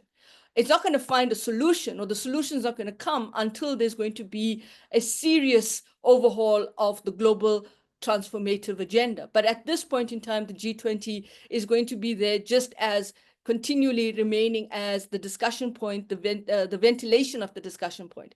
But the question I think we all need to think about is, what is the interdependence of supply chains? What is the fact that, in terms of the control of value chains from extraction to manufacturing, you're also having countries like China that are basically disrupting value chains. I mean, if you're thinking about it, China's electric vehicle production has become a serious boon for South African motorists, because they are basically becoming key drivers of this. But at the end of the day, China is moving away from certain of the critical minerals in Africa. It's becoming more and more focused on the critical mineral belt, particularly the lithium belt in Latin America. And these kinds of new resource-rich regions in Latin America and so forth enables countries like China to leverage their mineral their mineral interests and their need for critical minerals. And so I think the broader context of the G20 as a mediating platform to build consensus, to coordinate investment, etc., it still remains a discussion point. I want to make 2 points, Marissa, before I end. The 2 points I want to make is that the critical minerals will always be about what kind of deals you're going to get. As long as you have weak domestic governance in countries where critical minerals are the key drivers of, say, industrialization or key drivers of development, you're going to keep having these compromises, you're going to keep having these tensions. The other point that we haven't spoken about, and we should be thinking about in terms of the critical mineral space, is that there are certain actors that are not in the G20. Qatar is one. UAE, I think, is the other. I may be mistaken. So as the issue and the debate on critical minerals in Africa starts to evolve, and has evolved to those higher levels of policy debates, policy spaces around the production, etc., there are actors that are sitting in Africa that have very vested interests in the Horn of Africa around gold, in the Southern African region around diamonds, and of course in terms of oil and gas. Now, if we've been following the space on critical minerals, etc., we also got to remember that these are actors that are shaping new dimensions, new trajectories in Africa. And these actors are coming from the Gulf states. And they are competing not just with the global north, they are competing with the global south. in Africa. And so these dimensions about whether the G20 can challenge and move forward the space, you've got to ask yourself is, who are the G20 in the next 20 years? Because the G20, in terms of the numbers that are used and the indicators and benchmarks that are defining the G20 countries, is constantly evolving. So if we're not having those conversations in terms of what are the protocols that Africa wants to bring onto the G20 table, what Africa wants to pursue in the G20 under the African Economic Framework platform, which has just been announced and endorsed by the African Expert Group, I think we've got to then realize that the G20 will continue to evolve, but I think it will continue to evolve to outer peripheries and not necessarily deal with the big issues in the room. And I think for me, the G20 is just a club. It doesn't give you answers. It doesn't give you clear, coherent spaces for dealing with the issues. Because again, as I go back to my opening statement, the G20 actually reflects the crisis of the global economy, the global political system, and the global architecture. Thank you. Thank you so much, Sanusha. And just to quickly post-fact, to quickly just introduce yourself. So Sanusha, for our guest, Sanusha Naidu is a foreign policy analyst focusing on South African and African international engagements.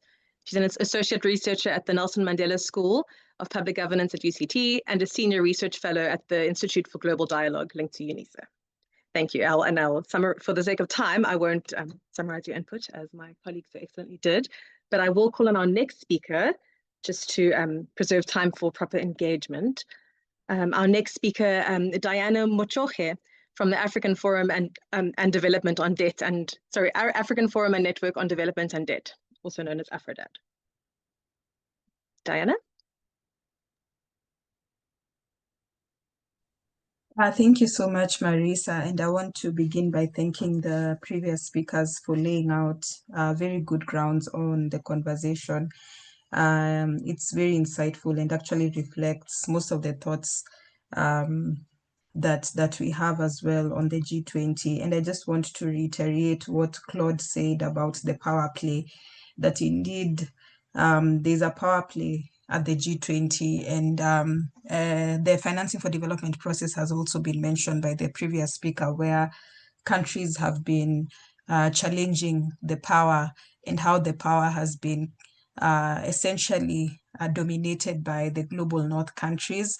And just looking at the system, as it has been mentioned also previously, that it is a system that actually continues to perpetuate poverty, it continues to perpetuate inequality, it continues to perpetuate a lot of extractivism from the continent.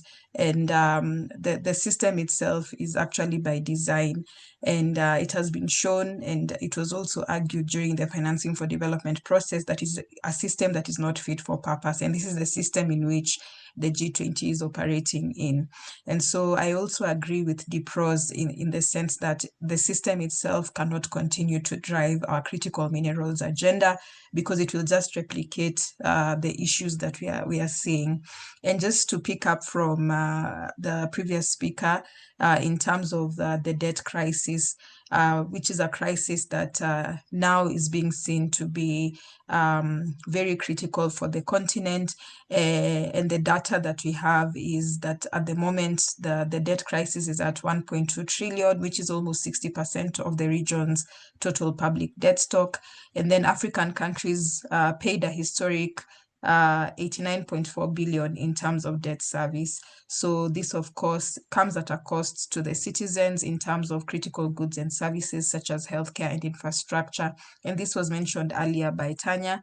And in terms of critical minerals governance, this is implicated because of the continent's debt crisis, and the benefits from critical minerals sector will be thoroughly undermined if the sector is not decoupled from the debt regime. And so just to look at in terms of what we are proposing, because the other points have been mentioned, we cannot overemphasize the issue of the reform. And I think this has really been mentioned very well by all the other speakers, that it's time for an overhaul and a reform of how the global architecture works. and then looking at the ecosystem in which it operates and the need to reform that. But also essentially, there's an opportunity here to ensure a win-win framework for partnerships that can promote inclusive growth and development between mineral suppliers and consumers, that addresses the concerns of consumer nations on security of supply. And I think this one has been mentioned, while recognizing the aspirations of producer nations to increase their participation in mineral value chains to promote industrialization, development, and employment. And this has been mentioned as well. And then a new global framework to manage critical mineral supply chains more fairly. This also touches on the point of the unfair architecture. And then also ensuring that the aspirations of developing countries to use their mineral resources for industrialization. And then also transparency in bilateral agreements for strategic partnerships, cooperations designed to secure access to minerals, investing in priorities beyond mineral extraction, such as infrastructure, health, education, among others. And I think this goes to the point of diversification and ensuring that other sectors also benefit from the revenue that comes from critical minerals. And then we also have to really nationalize these conversations. And I think a lesson coming from financing for development is how do we nationalize conversations to move from just the global side of things to national level side of things, because as it has been mentioned before, the communities are the ones that actually are really impacted by the extraction of these resources. So how do we ensure that these conversations are nationalized? How do we get our national governments to actually rally behind pushing for fairer systems, pushing for a system that actually puts human rights over profit at the center? Thank you very much.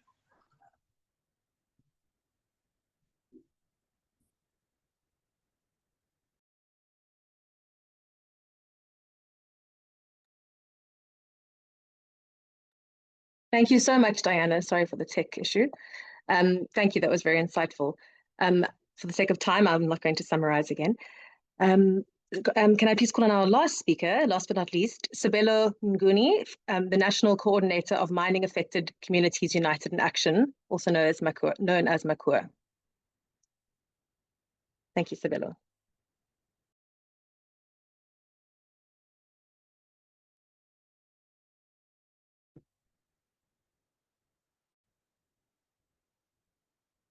No, yeah, it's still morning, morning to everyone, and thank you. I think if I will go through my own presentation, then I'll maybe make some emphasis on some points that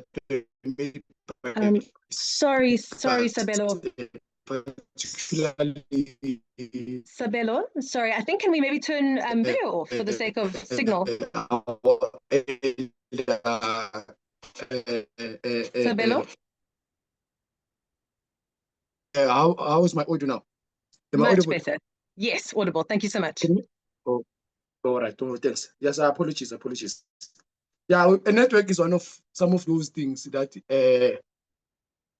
we need to also talk about, because now AI is being introduced, technology is expanding, but our infrastructure remains the same. So I just want to echo what our elder Claude has mentioned, and Tanya to some extent to say, we as mining affected communities in general, we are the last people or last constituency to be engaged in regards to mining development or extractive development.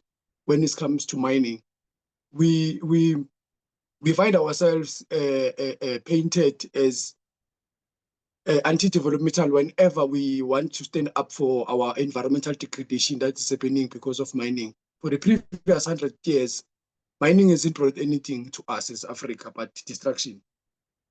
There is so much inequality because of mining. We should not run away from that fact. And we know the global north, most of the time when they engage Africa as business. They don't engage Africa as peers. They don't engage Africa as equals, but merely as a continent that can only provide raw materials, can only provide those critical minerals that they continuously talk about. Mining has been happening for a very long time in Africa. How the policies are being shaped are first internally within our government or our states. the unfortunate part that we are, as the previous speaker has mentioned, the problem of leadership in the continent. You will find that South Africa is a policy that is pro-mining, that it doesn't look to ensure that there's a respect towards other legislative that governs mining, your environmental laws, the socio-economic development. It intentionally neglects that. When you go to Zimbabwe, there's no due diligence systems. There are no proper licensing systems that ensure that there's transparency and accountability. Look at what's happening in Zambia, looking what is happening in DRC Congo. All that happens because of the current leadership or the internal policies that we are having as a continent. So having a policy or laws that doesn't seek to secure mineral sovereignty. We can talk about what is going to happen in G20 and talk about what needs to happen in the global south, but then there's nothing that will change if the policy remains the same. Our center of the problem is the police. South Africa was championing an international binding treaty through the UN systems where business and human rights business needs to respect the human rights.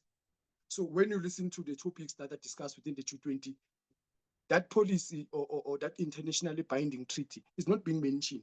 We need a system that will ensure there's universal governance, there's universal accountability. But what we are sitting with at this current moment, we're sitting with South Africa with its own sovereign policies. Zimbabwe is having its own policies. Each and every continent that carries the minerals is having its own policy. African Union doesn't have a policy that speaks to, that ensure there's accountability, there's respect of human rights. But then we continuously see our state gathering within these forums like G20, your BRICS, and other forums. But within those forums, there is not conversation that seeks to say free, prior, informed consent needs to be one of those principles.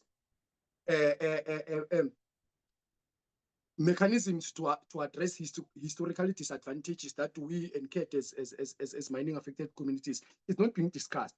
If I can give another example, in South Africa, Anglo has been mining for the previous 100 years, Anglo-American has been mining for the previous 100 years. Now it's taking its operations somewhere. It's taking all the profits that it made in South Africa somewhere. It kept relocating people. A lot of people were displaced, were relocated. If you go to every continent, every community in the continent where extractive takes place, there's no development that is happening. There's no access to it. We find ourselves carrying chronic diseases that we do not have if there was proper policies that governs environmental and health impacts that comes with mining. These mining companies that are operating in Africa, they don't follow our laws, because the problem is the leaders that are governing us they are the referee and the player at the same time. They are involved in business. So we need policies that separates government and business, so that there won't be biasness in terms of accepting any proposed investment that comes to the global south. There's no acceptance of any policy that comes from the global north to the global south. It will take us somewhere. But then, just to in closing, as I said, that a lot has been mentioned. I don't want to keep repeating what has been said. The inequality and the political unrest that we see in Africa is because of minerals, nothing more. There's nothing more. The campaigns around just energy transition, when you look at how it's meant or what is being proposed within that frame, it's meant to serve the global south, the global north. So if we want to see just transition, we need policies that ensure that the local beneficiation is legally binding. Prior informed consent is legally binding. The rejection of foreign policies is our political leaders or our states needs to take a firm stand in that regard. So that, because again, when we follow this energy transition, as the global north is talking about, they are telling us that mining will continue to take place in Africa. They even identify those critical minerals that they require.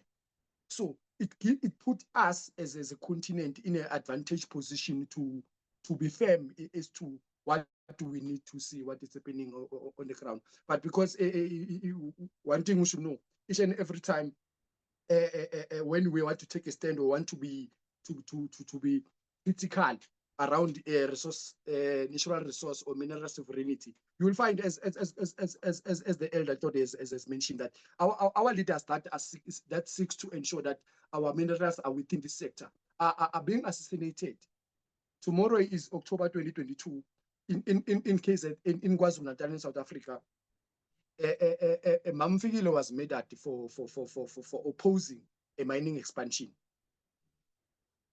Last week, in 2 weeks ago, one of our advocates in terms of our community advocates in terms of artisanal mining to ensure that South African government recognize artisanal mining. We meet pushback from our own state to the extent that local activists are being assassinated, are being killed by the elites and at the hands of the state. So you see that having a government that is a referee and a player at the same time, they will continuously protect the interest of the global north. So it is one of those issues that are problematic, because as I mentioned, that the global north, the only thing that they see in Africa is business. There's no interest in terms of development. There's no interest in terms of allowing us to determine our own destination, allowing us to determine our own policy. They keep pushing those policies back and forth, threatening that it will collapse our economies and all those things. When we look at what is happening in DRC, it's something that can be solved. But because the global north is dictating matters, it becomes difficult. So just to close to say, it's still a long way to go if we ignore the center of the problem, which is the police. We need internationally binding laws that ensures that business respect human rights in Africa. Business follow the laws where they operate, environmental laws. They ensure that there is development that takes place. We need a policy that will say, we as Africa, we own the minerals, we are going to mine the minerals, we are going to benefit the minerals, and start treating the global north as customers, as who they are. They are customers to Africa. They come and extract and take our minerals. They need to now behave like ones, not a customer that dictates to say, in the shop, please put that aisle there, put that aisle there. If you put this aisle there, we are not coming and bringing investment. They are selling that narrative that without the global north, the global south, won't prosper, won't go anywhere. Because even the governing systems, your democratic systems, they come from the global north. Most of the systems that were created in Africa were not created in Africa to elevate our livelihood, but to ensure they continuously marginalizes us.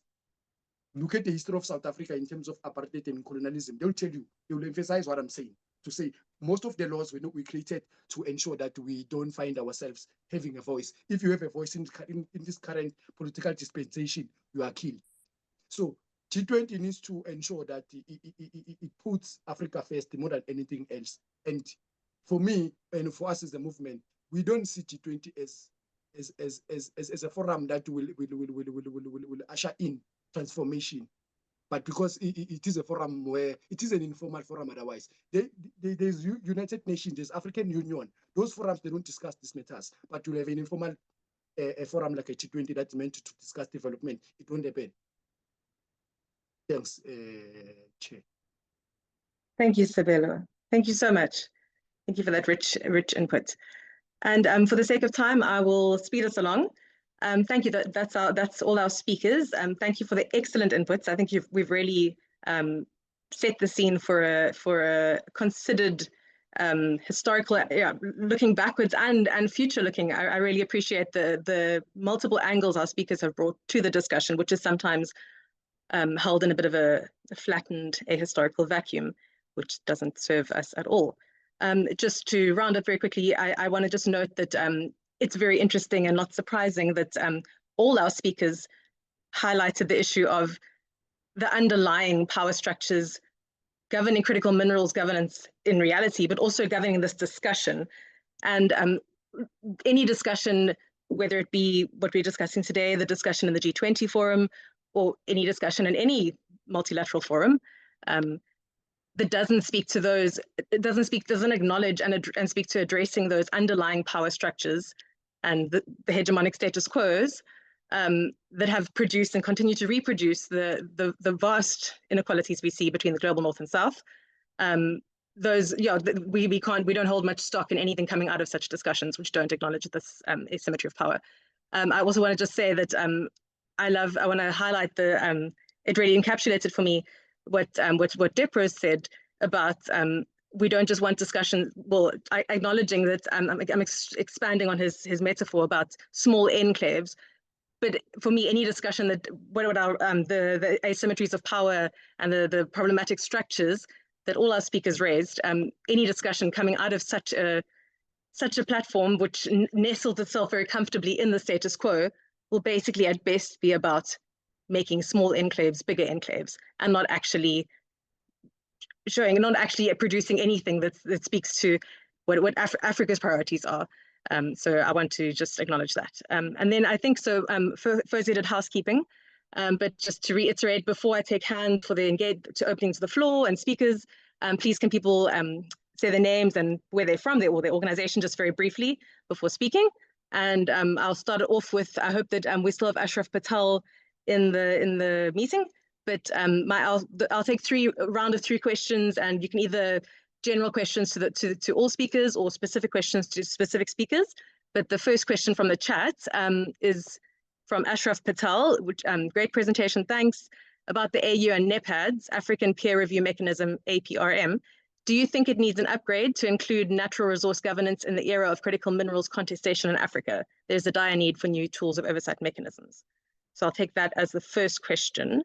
And then I'm looking to the chat, and I'm looking to any raised hands from our 69 participants. Any aspects of, or even, so any aspect of the speakers' inputs, but or things that weren't perhaps raised. Anything is acceptable. Thank you. Kibutlahle Motso Tata, raised hand. Should I'll yeah, can tech team, can we please let our second respondent make input? Thank you so much, Marissa. Should I answer the question now? Should we wait until? I think maybe ask it quickly, but just if you can sort of just ask it quickly, and then I'll let our second speaker, our third person ask, and then we can put it to the speaker, the panelists. My question is for Sabelo Nguni. Sabelo, you talk about the laws created by the global north and how they ensure that Africa continues to lack self-determination, and how G20 needs to advance the depoliticization of global north rigidity in most African policies. So I wanted to find out what kind of decolonization method do you have in mind, so in order to deconstruct this rigidity? So how do you propose that, should any government come in power, how do you propose that they deconstruct the rigidity of the global north policies in a way which ensures that these African policies actually become successful? And how do we make sure that the G20 facilitates that process? And lastly, what form of governance do you think would be successful in radicalizing and catalyzing these policies once the rigidity is deconstructed by the global north? Thank you. Thank you so much. Thank you so much. And I'm sure Sabelo is taking note there. Before we hand over our 3 questions, Malipo, would you like to pose your question? Thank you, Marissa, and greetings to everyone. Am I hearable? You're very audible, yes. Okay, thank you. Greetings. Thank you. Greetings to everyone. And my name is Malipo, the Regional Secretary General of Southern Africa Refugee Organization Forum, SAROF. I just want to ask a question regarding the forced migrations. And this question will be directed to Mr. Claude Kabemba regarding the 1951 Geneva Conventions when it comes to refugees. And my question is, we understand that the 1951 Geneva Conventions, it was all about the World War, and the convention was only directing the issue of Europe. And now currently we are sitting with a forced migration in Africa, of which there's the issue of climate change, there's the issue of wars, there's also different issues that are affecting our communities on the ground that force them to flee their countries of origin. Now, my question that I want to ask is, do we see any need of redrafting the 1951 conventions on not only on refugees, but have to address the issue of forced migration? Thank you. Thank you so much, Malipo. Perfect. I'll take them in order. So our first question from the chat from Ashraf Patel wasn't addressed to anybody. Are there any speakers? The question about AU and NEPAD, the peer review mechanism. Any takers before I pick on anybody? I'm thinking of Sanusha, perhaps. Sorry. No, it's fine. It's fine. I mean, I think there's a question there that also needs to be ventilated, and that is a review of most of Africa's institutional frameworks. I mean, depending when they were initiated, when they came into being, and when they've been formalized, I think the question would be is how much are these frameworks now aligning to new realities in terms of a changing global order? There was talk of a polycentric global order. There's a professor at Johns Hopkins University that says that you can take the polycentric global order and make it into a polytunity, into an opportunity. And that in itself is a question I think we need to ask. I mean, I don't think there's any answer to the idea that the APRM and the NEPAD framework doesn't address some of these issues. But I think the question is, where do they place their premium? Do they place their premium on the infrastructure, which then inadvertently links up to minerals, as you're seeing in the context of programs that are linking up to infrastructure development? But there was another point in the chat about infrastructure versus whether you want to be part of the global value chain of electric vehicle production. Do you use your do you invest in your infrastructure, then that creates a snowballing kind of effect, create markets, create opportunities, etc. Or do you want to go straight and leapfrog into production? And how do you do that? I think similarly for the APRM and the NEPAD, I mean, the issue of the natural resources is something that will be linked back to the question around, are they investing or are they linking it to their portfolio of projects? So if you look at the NEPAD is very much into the infrastructure, looking at how much money you need for African infrastructure. But also there are other actors in the African development finance space. For example, the African Development Bank, which is now taking up some of the projects that have been left vacant, or financing for projects that have been left vacant by the pulling out of USAID, or the fact that other investors like China have become more policy shy, financing mature, not necessarily giving investment through policy banks. They're becoming more cautious, more prudent in their financing. So I think the challenge is how do these frameworks then re-evaluate and respond to changing structural conditions, both internationally and globally, and whether you need a natural resource governance compact or whether you need to rethink how your financing is going to lead to that. And just to tag on to this, Marissa, about other actors in Africa, I mean, we must be careful in making assumptions that is only one set of actors that are extracting our critical minerals. We've got a whole lot of other actors that are extracting both legally and illegally critical minerals from the continent. For example, Ghana had about, I don't know how many $1 billion worth of illegal gold that was actually extracted out of the continent through artisanal mining, which is part of critical minerals. But, it's difficult. And we've had the experience in South Africa of what happens when mining companies don't decommission mines in a proper way. They lead to these artisanal minings and these illegal mining pits that become completely dangerous from both security of livelihood as well as security of lives. So I think at the end of the day, if you think about how much of gold left Ghana illegally because of structural conditions in the country, but also because there's a demand for it in the UAE. Similarly, in terms of other critical minerals as well. So I think we must be wary of the fact that some of the if you want to actually look at the contracts that are being signed in the critical mineral sector, you've got to also deal with the fact that a lot of these contracts have NDAs, non-disclosure agreements, which you can't actually define what is being being exploited or being extracted from. And I think this is where the work of this happens.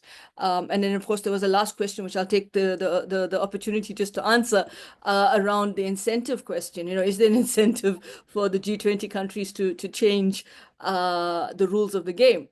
I think we've got to be careful in assuming that the G20 is the panacea for anything.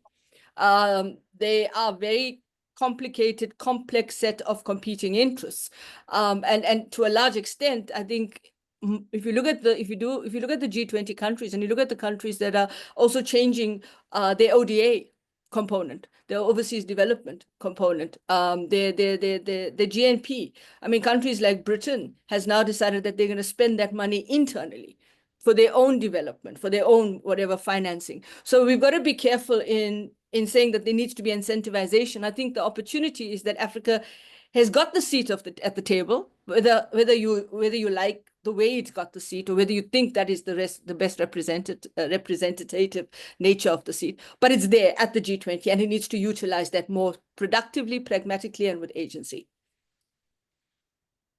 Thank you so much, Sanusha. And Sabelo, are you ready? Are you ready for Kebutla's question? Would you like to take the floor? And perhaps just to say, do you mind perhaps speaking a bit closer to your mic? It was a bit soft last time. Sabelo?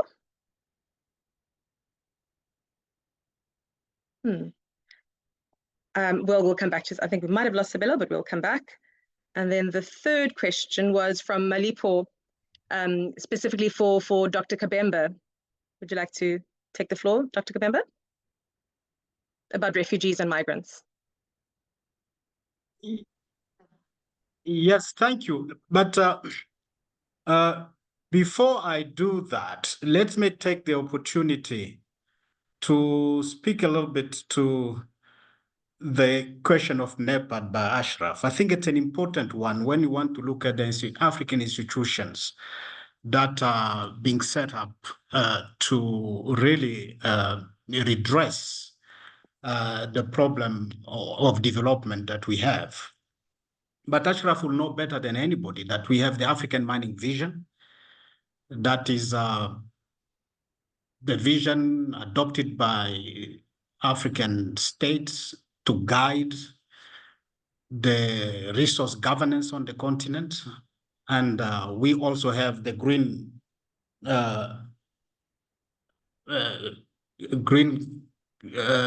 industrial strategy. That also is our strategy to add value to our minerals on the continent. So we have this strategy, but the problem has been lack of real implementation. And that lack of implementation has been caused by many internal and external problems. But on the question of NEPAD, I think you'll remember that it was very much championed by President Thabo Mbeki, Olusegun Obasanjo, and Abdoulaye Wade. And it aimed to link economic growth, governance reform, and global partnerships. Then it was supported by the African Peer Review Mechanism, the APRM, which was launched itself in 2003, which was designed to encourage governance accountability through peer learning. And this governance accountability does include accountability in the extractive industry on how we are managing our resources. And I know the African Peer Review Mechanism has been undertaking a lot of review in countries around the extractive industry and has just published some evaluation report. But look, I think we need to raise some criticism around some of these institutions that we set up. My sense is that NEPAD embodies both ambition and compromise. while asserting African leadership, it also embraced some level of neoliberal principles and depended heavily on donor funding. And across the board, all our institutions, you cannot strategically and efficiently use an institution that you've created to delink yourself from dependency using the same actors who we want to delink from to fund your strategy. So there has been a reluctance and from African government to fund African strategies, African visions, African institutions. And I think we need to look at how do we, as a continent, take ownership of our institution. So my sense is that in the context of mineral governance, to answer directly, Ashraf, NEPAD did little to challenge the structural dependency or to integrate extractives into a transformative industrial strategy. But that has changed because NEPAD now is very much involved in trying to look how do we invest in the infrastructure that will help us trade between ourselves, that will help us move things and product between countries.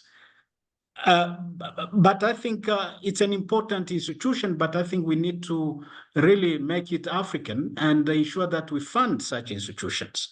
But let me answer the question that was posed to me.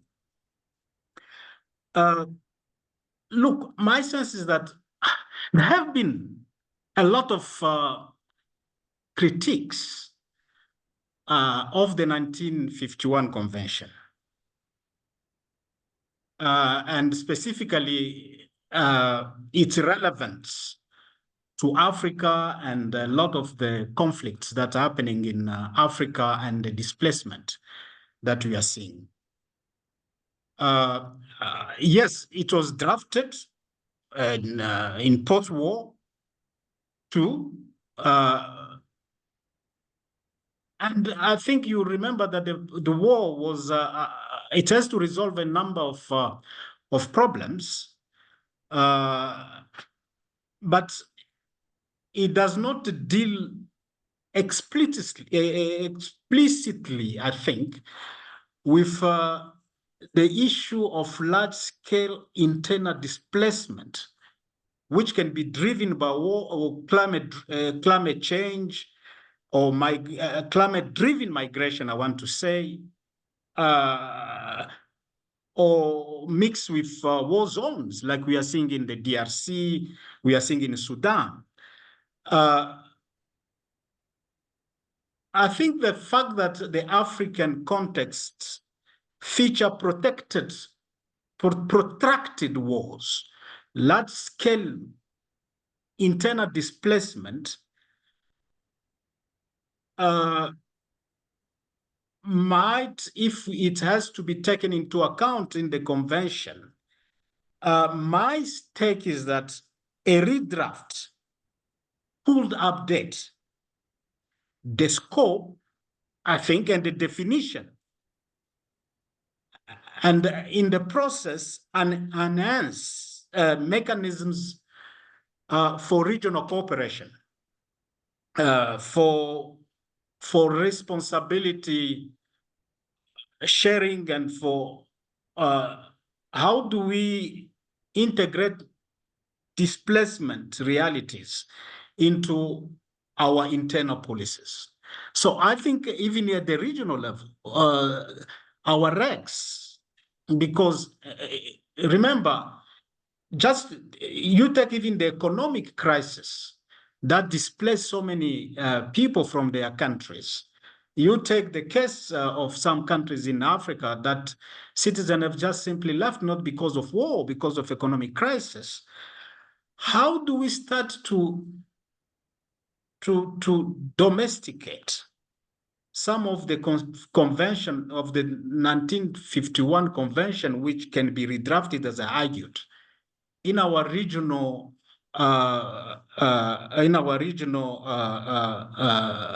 cooperation, in our at the level of the continent? How could the AU, for example, start to rethink how to integrate this type of convention to ensure that it reflects Africa's realities and start to ensure that the issue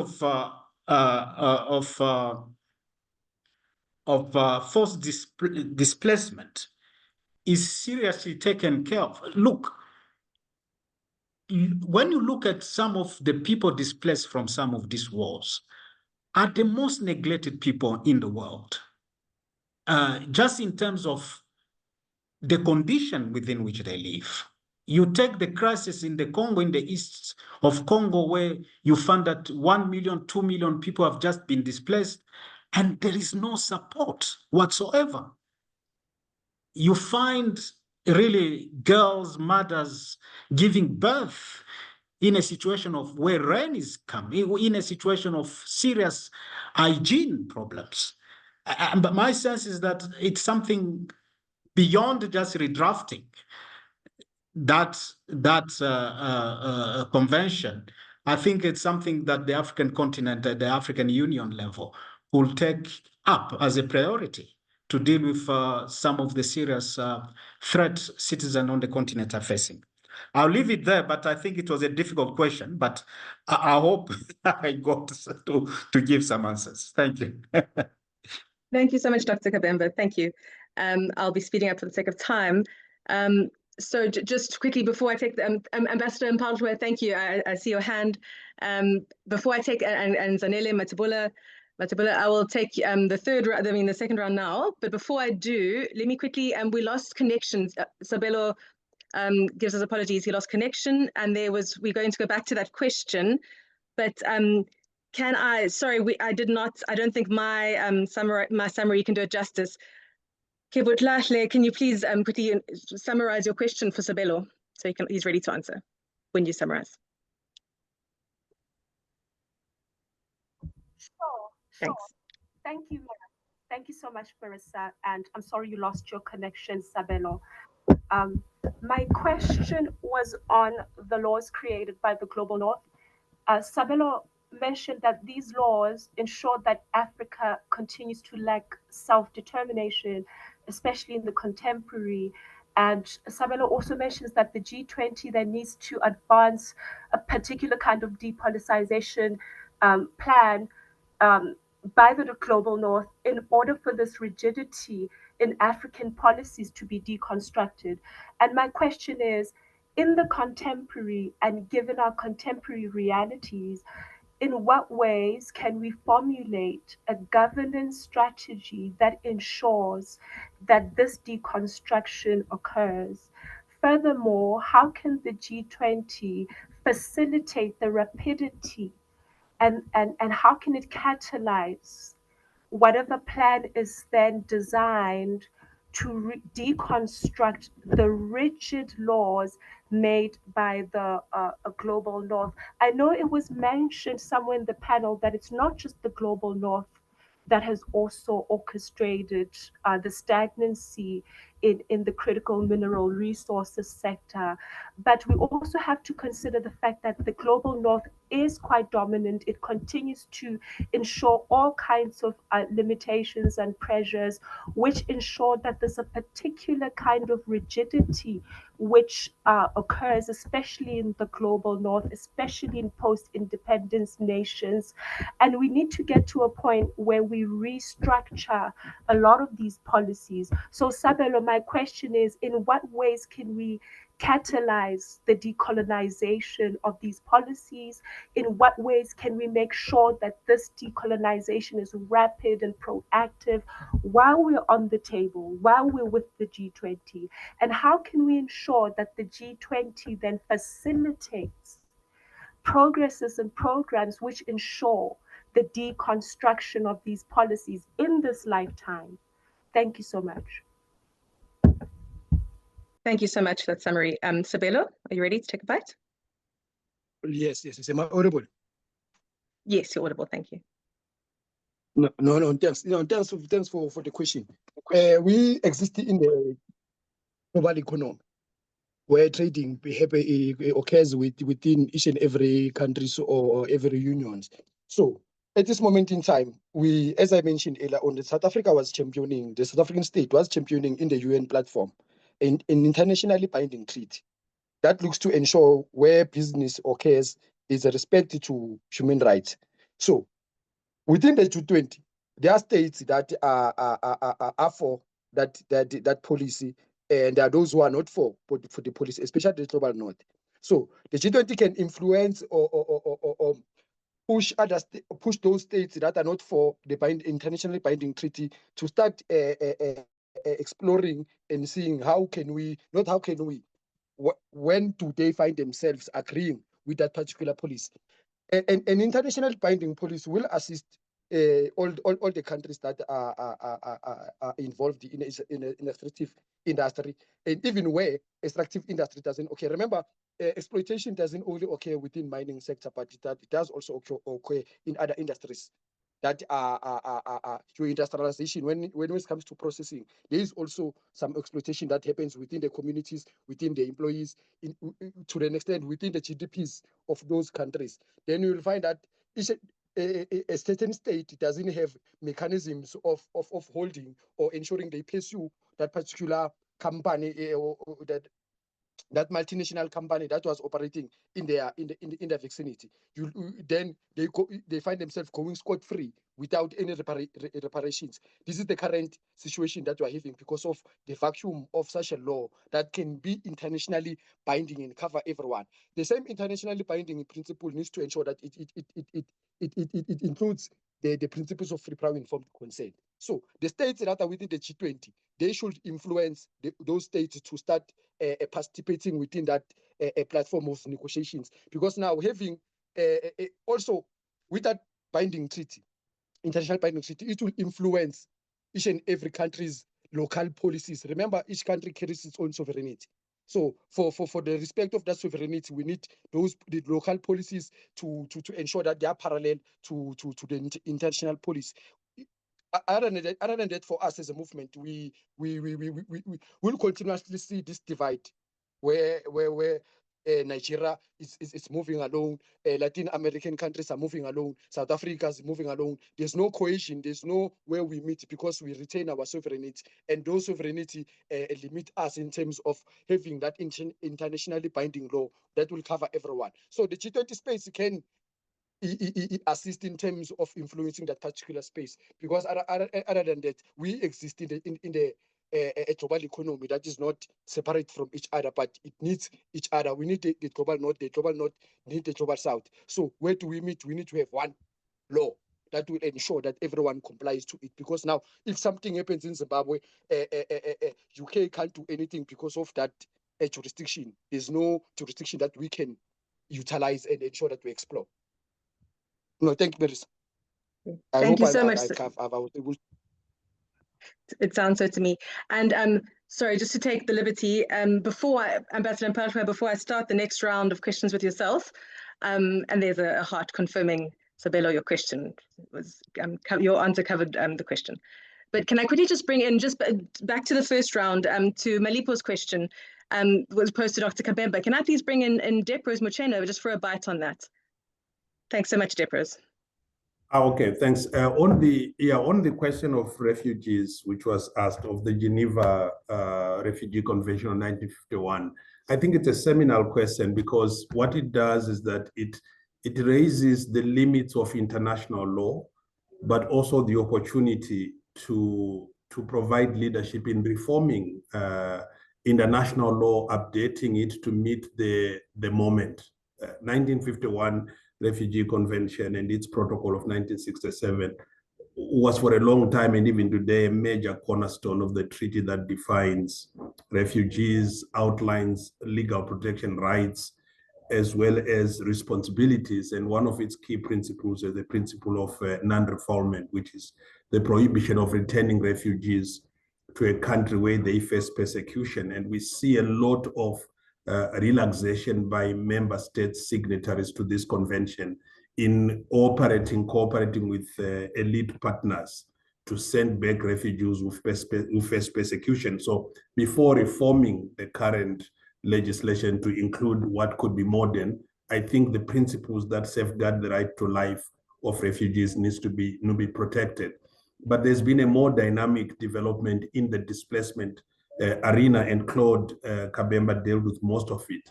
But today we have upwards of 123 million people forcibly displaced from their places of residence.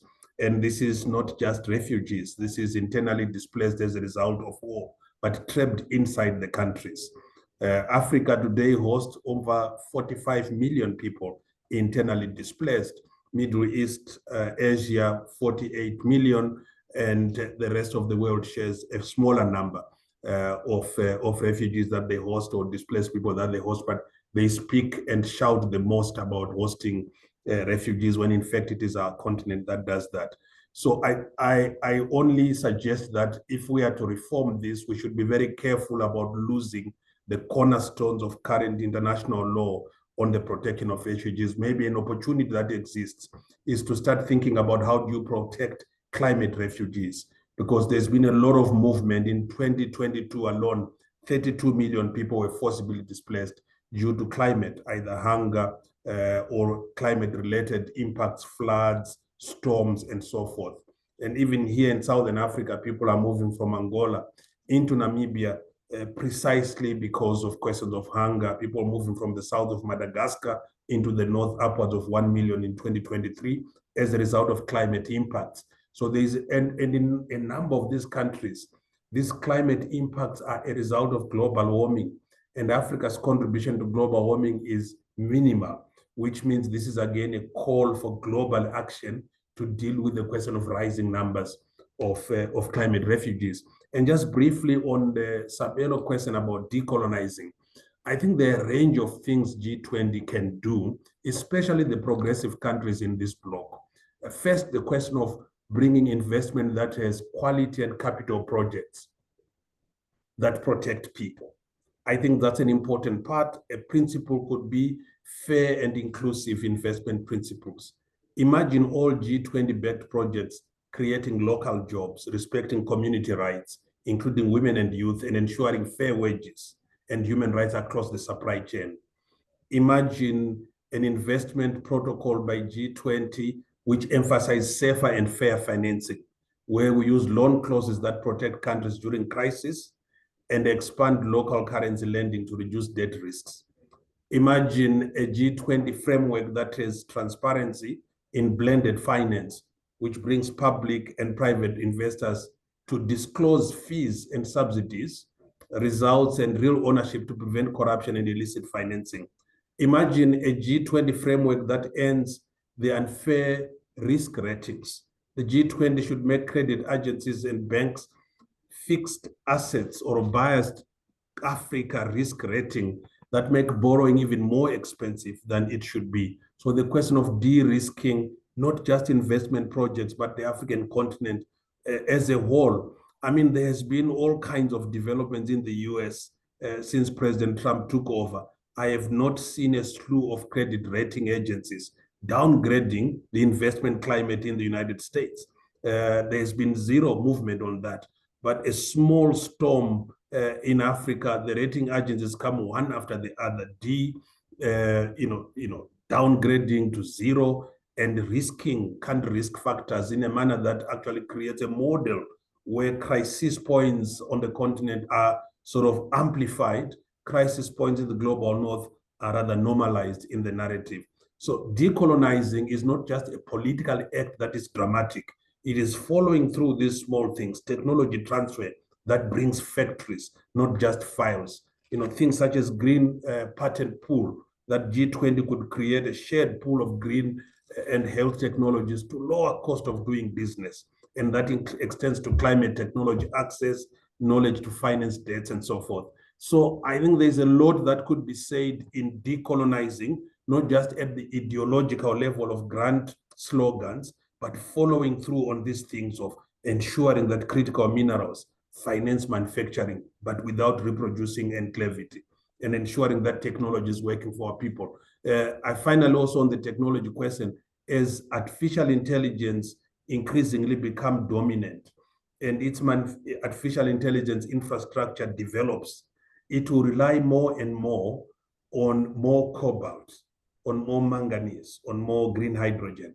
And when that is happening, the accelerated exploitation of critical minerals becomes even more. So the homage to stewardship of the environment and human rights become even more limited. So the question of the human rights protection regime in communities which host mines become even more important. That's another manifestation of a decolonial approach that the G20 could do. But Sanusha already warned what the G20 is and is not. So it rises again to the progressive countries that are committed to this agenda, ensuring that they are smarter in negotiating, in demanding, and in influencing. So we have a decolonial.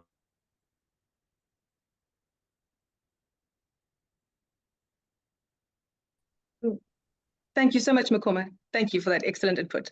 Thank you. We'll now, without further ado, go on to the next, and I think for time, last round of questions. If we can please just post them, say them, and then I'll post them to the speakers. Just to say, Jose Diaz, I didn't read out your question, but I feel it was covered by Sanusha's input.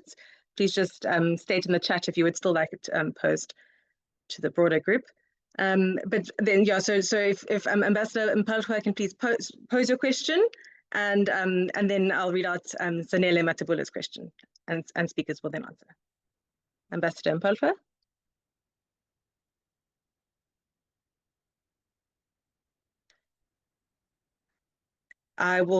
I'll come back to your question, Ambassador. Hi. I'll just, okay, yes, thank you, Ambassador. Yeah, I was just trying to unmute. Good day to everyone. And I'd like to begin by saying that, the richness of the debate coming from all of the presentations that have been made by Claude, by Diprose, by Sanusha, by Sabelo, it's actually quite gratifying. And part of what it says to me, and I think to us, is that there is no lack of clarity on the issues that face us. There's also no lack of clarity on the challenges, that confront us. And so I'd like to thank all the presenters for, bringing out, all of these issues with such a clarity. And the issue for me is, how do we utilize all of this clarity that, has emerged, for example, from this particular session? And how do we mainstream, these issues into the African discourse? And I don't know whether I'm asking a question or making a comment or positing a view to which any of the presenters could choose to respond. But I think that I would begin by saying that, we should take a view that this G20 presidency and the AU membership of the G20 for the first time ever since it was established, we need to see this as a springboard, and that we can only realize value from this South African G20 presidency and AU membership to the extent that we can sustain discussions and process issues emanating from it beyond 2025. And to the extent that we can deal with the various intersecting issues that emanated, for example, from the different presenters today. There are issues around dealing with global hegemonic powers. There are issues of challenges of multilateralism, the crisis of the global north, the emergence of Gulf countries that are competing with both the North and South, the issues of China's pivot towards the Latin American lithium belt, which is something that was quite a revelation to me and something that I, found quite interesting. But also answering questions such as which part of the value chain we want to be part of, bearing in mind the limitations that are there for many African countries. For example, the issues of resources for investment, the issues of debt that many countries face. The multiplicity also of regulatory issues that have been spoken about, putting in place, the necessary financial mechanisms and regulations, tax dispensations, and all of these regulatory issues. And so to me, it would seem that, beyond this 2025, we really have to focus on the issue of how we build capacity in the African Union to be able to take forward and sustain these discussions, how we enhance debates in the African Union, and how we enhance the capability for us as the African Union to forge our own strategic pathways that will enable us to locate ourselves within everything that is going on in this globe that we're part of, forging our own strategic path, because it's very clear, whether you're talking of the Gulf countries or China or whatever, they are very clear on their own strategic pathway that they are pursuing. They're very clear on the goals and objectives and how they want to interact and engage, with the world as it is. So I keep coming back to this issue.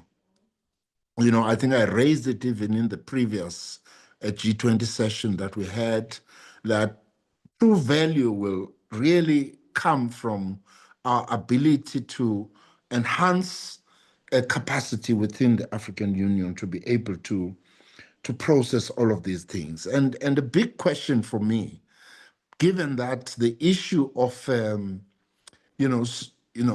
sovereignty, national sovereignty of individual countries tends to trump regional and continental initiatives.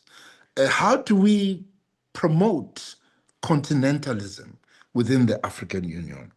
So these are just issues that I'm putting across, and I'd like any of the presenters to pick up on these issues. And I'd just like to make two other comments as I step off the mic. This is a point that Dipros raised now, when he said that the rising importance of AI and how that is going to rely a lot more or require a lot more of these critical minerals that Africa owns. Could that be a precursor to new instability within the African continent, which would mean that all of these things that we are talking about, we are not able to realize? I think that's something that we need to be aware of. And the second thing that I'd like to also pick up on is this issue of climate change.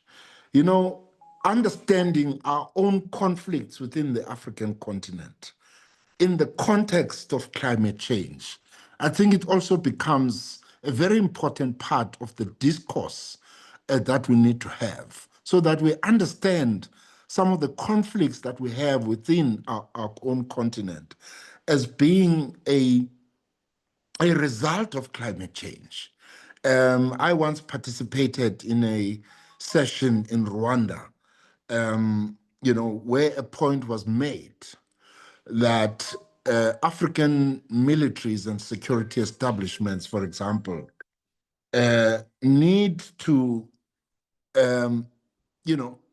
build within themselves capacity to understand climate change issues so that responses, to some of these movements and migrations of people are not just seen as a security threat, but are actually understood in their proper context as results of climate change, making people to act in particular ways. So when you see people encroaching in your boundary or border, you must have some level of understanding of that. So those are just the issues that I would like to put forward in this conversation.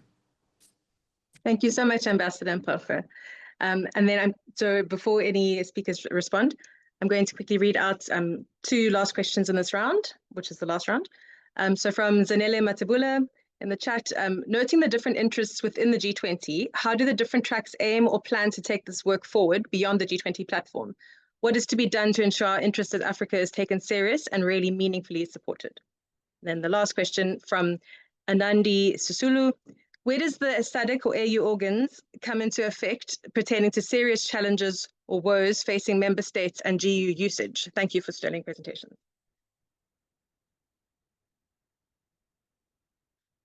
Over to you, our expert speakers. Perhaps should we perhaps deal with, I'm not sure which order people would like to go in. I think the ambassador. Sorry? Look, I think the ambassador, thank you so much for a very excellent comment and question. Look, my sense is that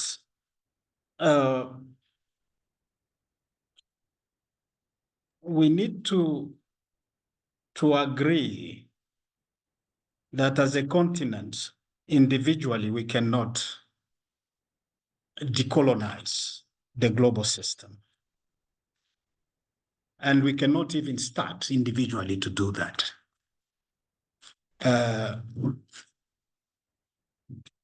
A weak Africa will not protect its interest. I think we need to find what is it that we need to, what type of capacity we need to build to become an equal player in the global system. If we cannot achieve that, my sense is that we will continue to be played around. And that calls for some sort of unity for the continent. And the question is, are we capable of achieving that unity? Now, when you look at the multilateral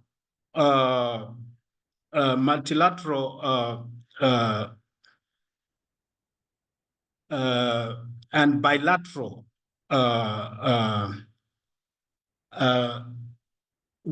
frameworks, including the G20, they are rapidly reshaping, I think, Africa's, because we are talking about critical minerals, energy transition minerals. And it can also be agriculture, because as you know, a lot of African land is being bought by foreigners. And we are not discussing that. And the nexus between what we are talking here and agriculture because of the issue of food insecurity or food security. But yet these multilateral and bilateral frameworks, together they are perpetuating a highly uneven playing field.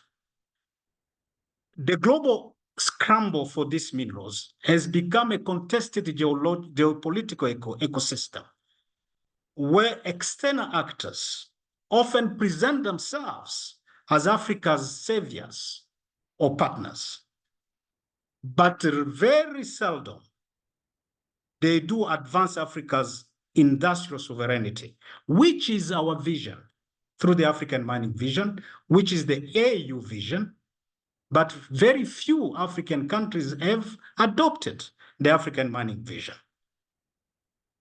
Look, we cannot run away that today the competition between the United States and China on the African continent is going to intensify.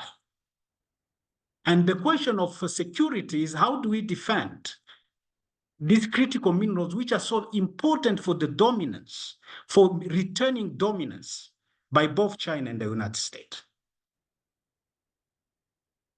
This context for me is unlikely to take, it might not take the military form, although we've seen some threat here and there, but my sense is that it's going to unfold through strategic, economic, and proxy struggles over success, access, influence, and control of these minerals.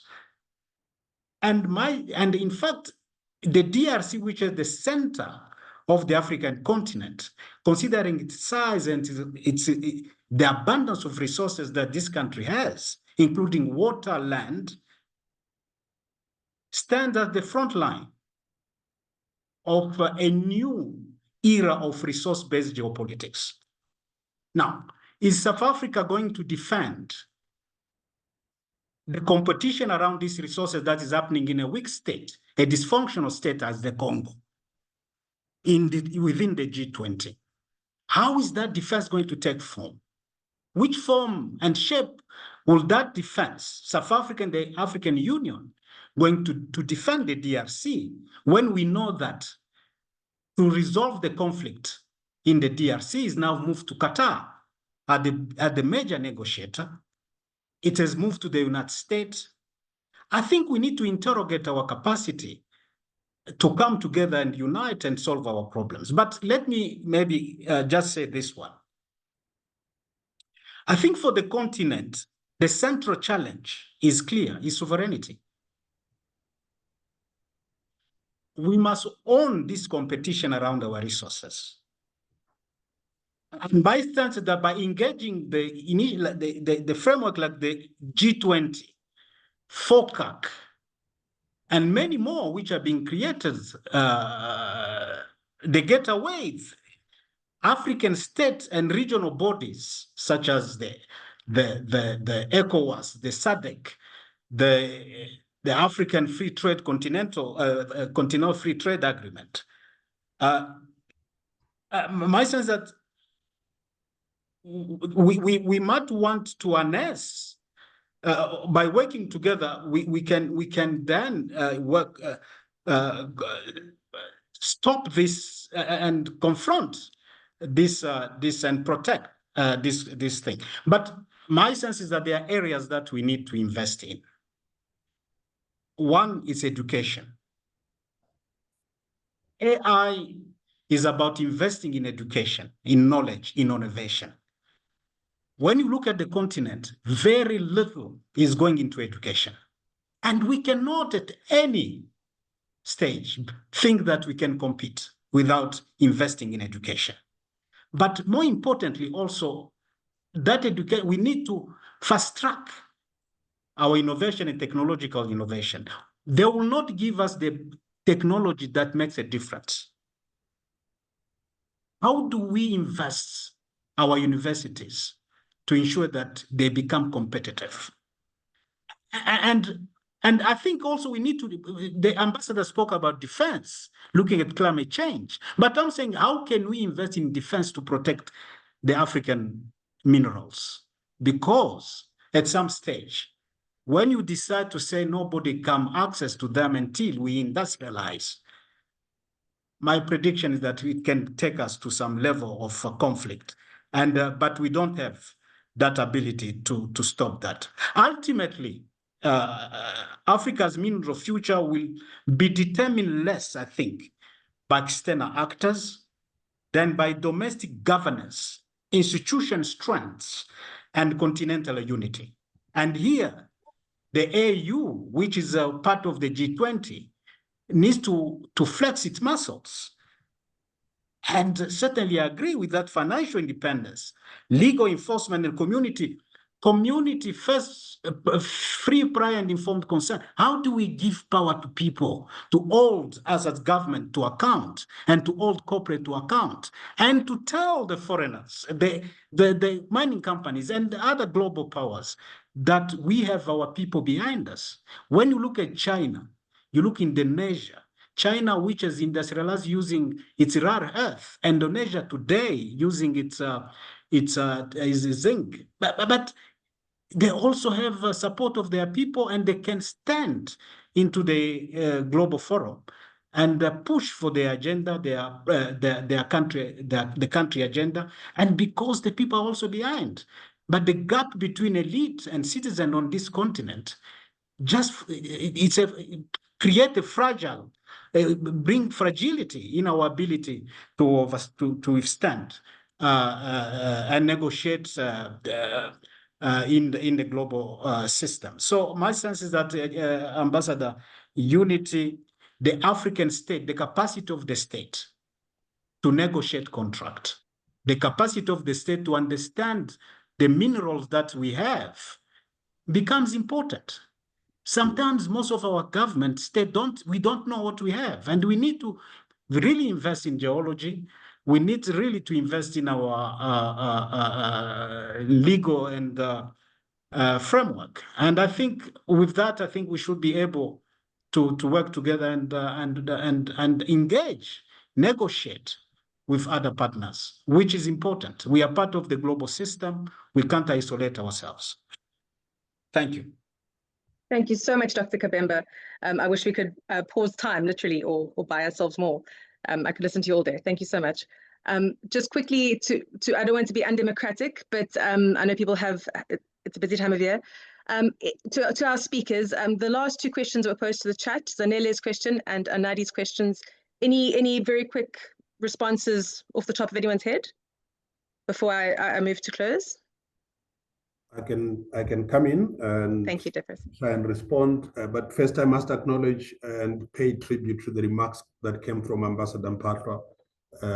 He basically gave a closing remark for our conversation, and I completely adopt all his submission as if they were my own. And between what he said and Zanele's question of does the G20 have what it takes to transform, and the answer for me lies in the remarks I made earlier. The G20 is an amorphous amalgamation of different countries, actors, economies, with different sizes of the economies, appetites, and so on. But it's a framework. It's not more than a framework. What we need within that global framework is a commitment by progressive countries that are within that framework to unite their perspectives about what the G20 and the world faces today in order to address them in a unified voice. And so when I spoke about South Africa's president comes on the back of the presidents of India, Brazil, Indonesia. And if you trace what each of those countries did and the thematic focus of their presidencies, it consolidates South Africa's own thematic focus in its presidency. And I think working through imagination of leadership, we can consolidate this Global South moment into something that is forward-looking. And it becomes the role of the African Union, which has now become a permanent member of the G20, to defend that which has been gained up to this point. And so it's centrally a question of leadership. And leadership, by the way, is not authority and the big stick. It is influence. It is imagination. It is the ability to achieve results through collective action and the work of others. South Africa's historic identity, post-colonial South Africa's historical identity is that of being a norm entrepreneur. And I think it can continue to work to defend the norms it has worked with others so that the G20 becomes a different platform for changing global direction of travel. And that means imaginatively engaging middle powers as well, your Canadas, your Australias, and others, to support this social agenda that we've seen coming out of the G20 presidencies over the last 4 terms. That, for me, is a central part of moving forward. Now, I also agree with Claude, coming back to the continent, the success of Africa's transition from being a supplier of critical minerals to one that achieves prosperity and sovereignty through its minerals, including things such as green industrialization, they all hinge on state capabilities. You see, the African state has to stop being a lazy state. It has to be a state that leads development. It has to be ethical in the conduct of national affairs, regional affairs, and continental affairs. It has to exhibit a desire, an obsession to empower its own people so that they become genuine citizens that compete with others. Because without this state, we can't have functioning institutions. We will see in countries the institutionalization of personal rule and the collapse of institutions of governance. So we need an African state that builds the institutions. Because even when a country gets its pro-poor policies right, faulty governance nullify the impact. So to get poverty reduction, job creation, reduction of inequality on a footing, we need a capacity in the state to lead development and bring in private sector, civil society as partners. Civil society are not enemies of the state. They are partners in the co-creation of a future we all want. And when you work closely with your civil society, they can actually message differently to countries that you are too polite to criticize, and therefore demobilize the forces that are attacking Africa's development trajectory. Without a robust and responsive state and institutions, even the best designed strategies will remain merely ink on paper with limited green transformation, with limited green minerals development, and with limited upliftment of our people. So it comes back to things that we can control. And I'll end on this. And sorry for those who don't believe in the Bible. But you know, when we talk about crisis too much, we sometimes get demobilized. There is a story of young David facing Goliath. And everybody was looking at Goliath as an institution that cannot be hit. Goliath was too big to hit. But for David, Goliath was too big to miss. And one shot with a nice sling, he was able to conquer what was previously unconquerable. So the African continent is not a hopeless place that can't conquer and transform its conditions to where we need to be, but we need to aim properly. And that means doing all the things that we've spent this whole time talking about. Thank you very much. Thank you so much, Makoma. And in the interest of time, what I'm going to do is ask other speakers if they can just give their short closing remarks, and perhaps it would be ideal if somebody has a response to Zanele and Nadi's questions as well. Thank you. Just closing remarks for speakers who haven't spoken now. Okay, I'm going to jump in, and it's very hard to follow Claude and Depros, but I'll try. I think what Ambassador said was very important, but I think what Claude and Depros said was equally important in terms of how do you contextualize where we go from here. I think that's the big question. Yes, the G20 is not, it's not the perfect space, but it's definitely an important strategic space in order to keep the conversation, to keep these kinds of David and Goliath questions alive, because at the moment, nobody knows what an international system will look like in the next 10 years or whatever. And partly because most of the issues that we are discussing here has to do with domestic policy, has to do with domestic changing landscapes. For example, the whole kind of development finance and questions around how that has shifted the mainframe for other countries. You know, the reliance on external actors to help finance your development is now no longer possible because these countries are changing. But I think what Africa has, and it has to take very important cognizance of, and especially in terms of the capacity building, and the ambassador raised this in a very fundamental way, is what is the capacity of the AU in the G20? Linked to that is the fact that you have a young continent, unlike any other continent around the world, in terms of demographics, in terms of the age population in the next 20 years, they're all going to be a younger age population in Africa. And that is your capacity. That is your positive driver for change in the continent. But what we are seeing is a tension between a younger population who don't want to look at their parents and say, we're going to be them, to ventilating that message to the political elite, to the governance elite, those that are in power at the domestic level and at the continental level and in the regional context, to say, we want change.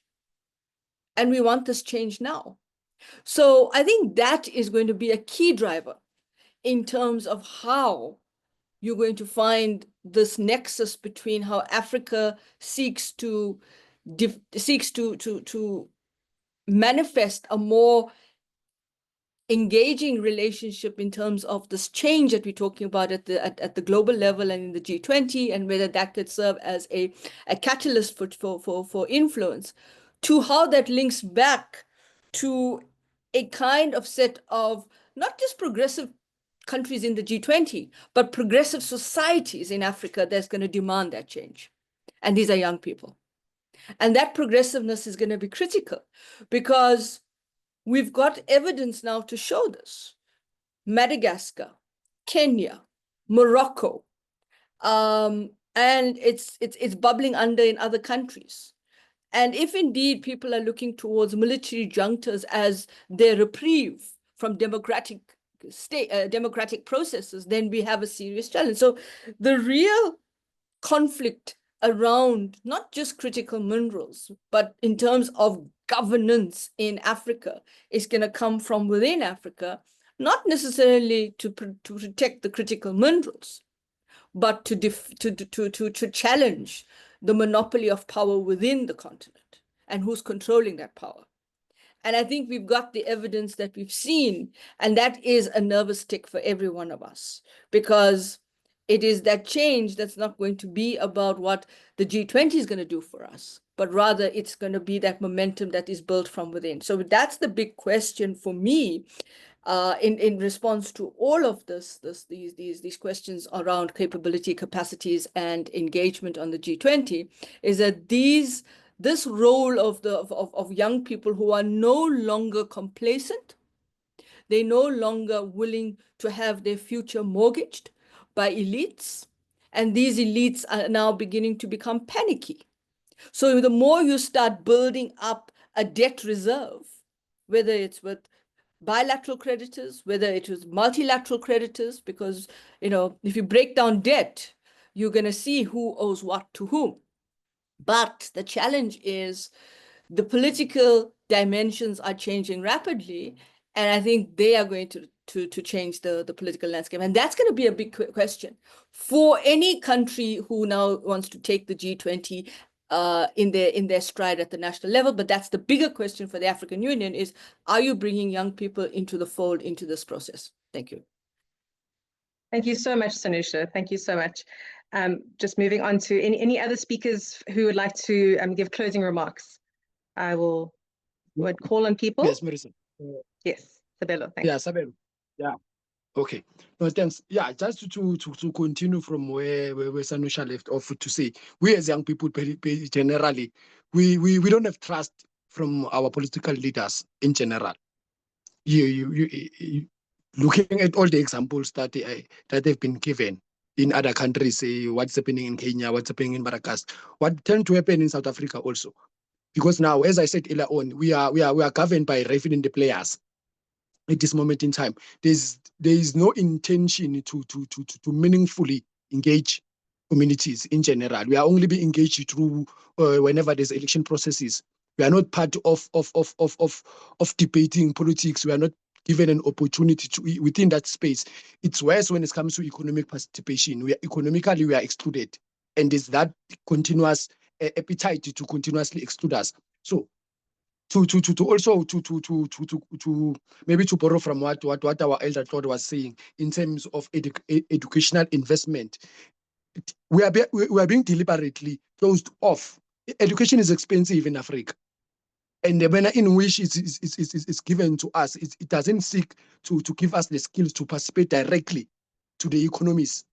but what it does, it creates employees from us as young people in particular.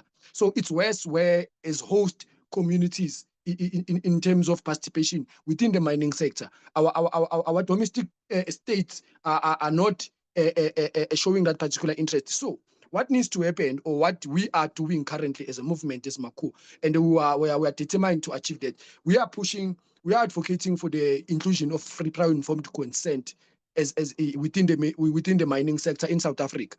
We've submitted 50,000 signatures. We are mobilizing again. We're going to submit 100,000 signatures. If it means we go to 1 million signatures for us to challenge domestic policy, because as I said, the policy is what business is using to evade development, is what business is using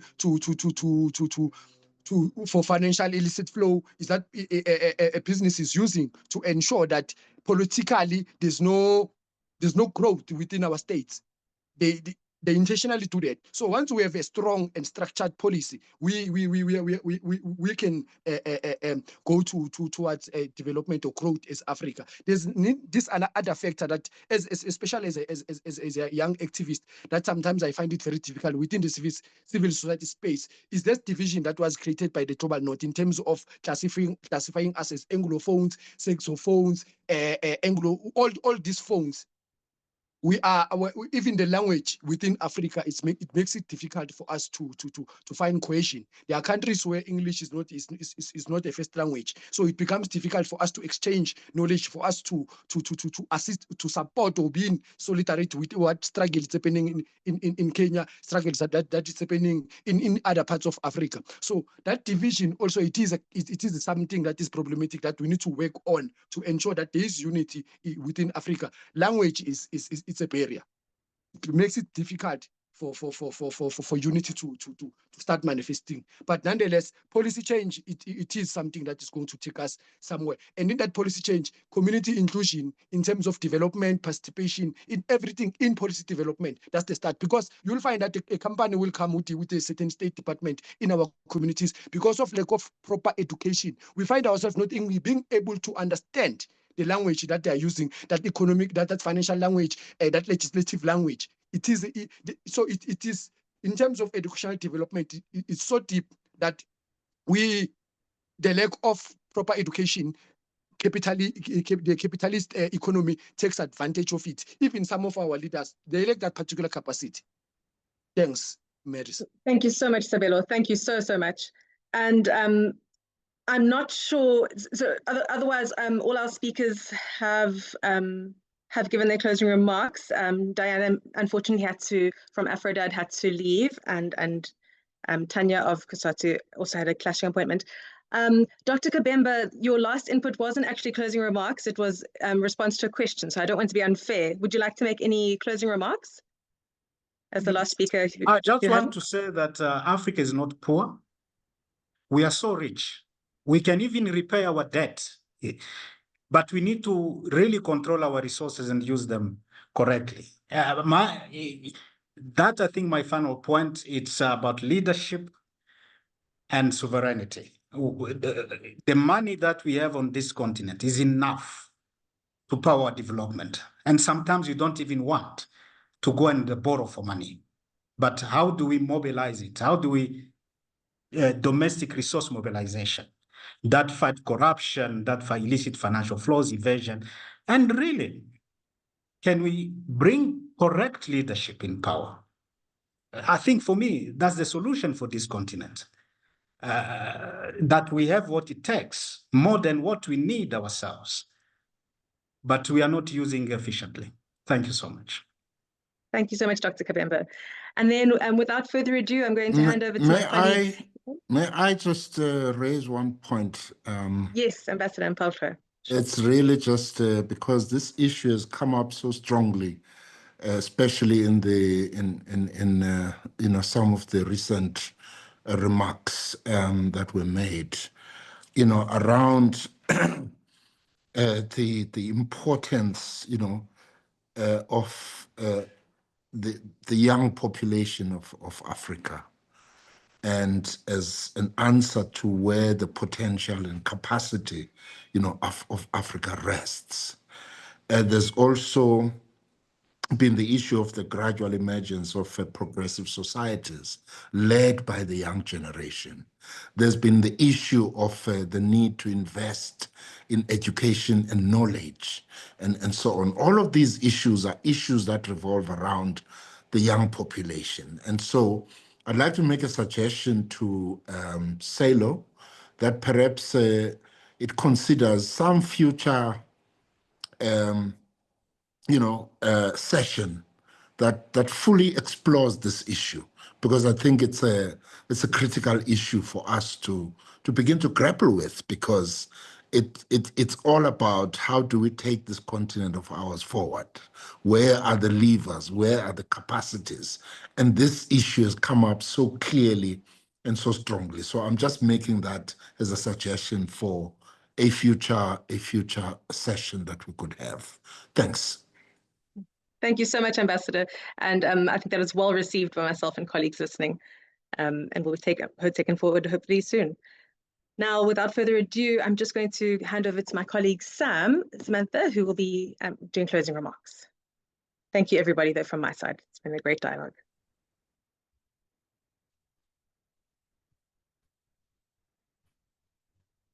Sam, are you ready? Good afternoon. Good afternoon, everyone. My name is Samantha Isaac, and on behalf of the Southern African Liaison Office, it is my honor to thank you all for joining this important virtual dialogue on critical minerals and the G20.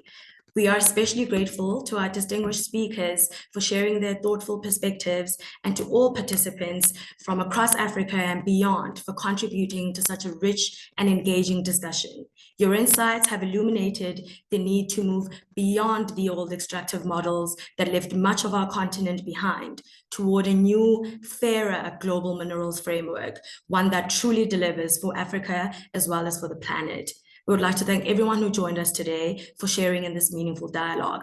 We would also like to thank our development partners for their continued support in making dialogues such as this possible, creating spaces for inclusive, constructive engagement that help to amplify African perspectives in global policy conversations.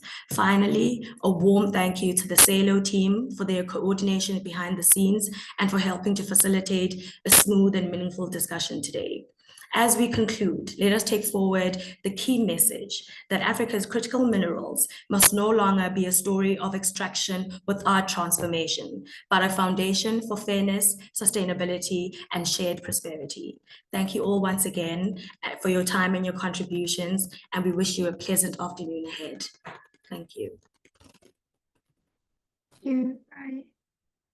Thank you so much, Sam. And then from us, from our side as SALO, that's the end of today's dialogue. Thank you so much, everybody who stuck on till the end, and it was well worth it. Thank you very much. And to our speakers, we value your input so much. Thank you. And we hope this discussion does feed into the broader discourse.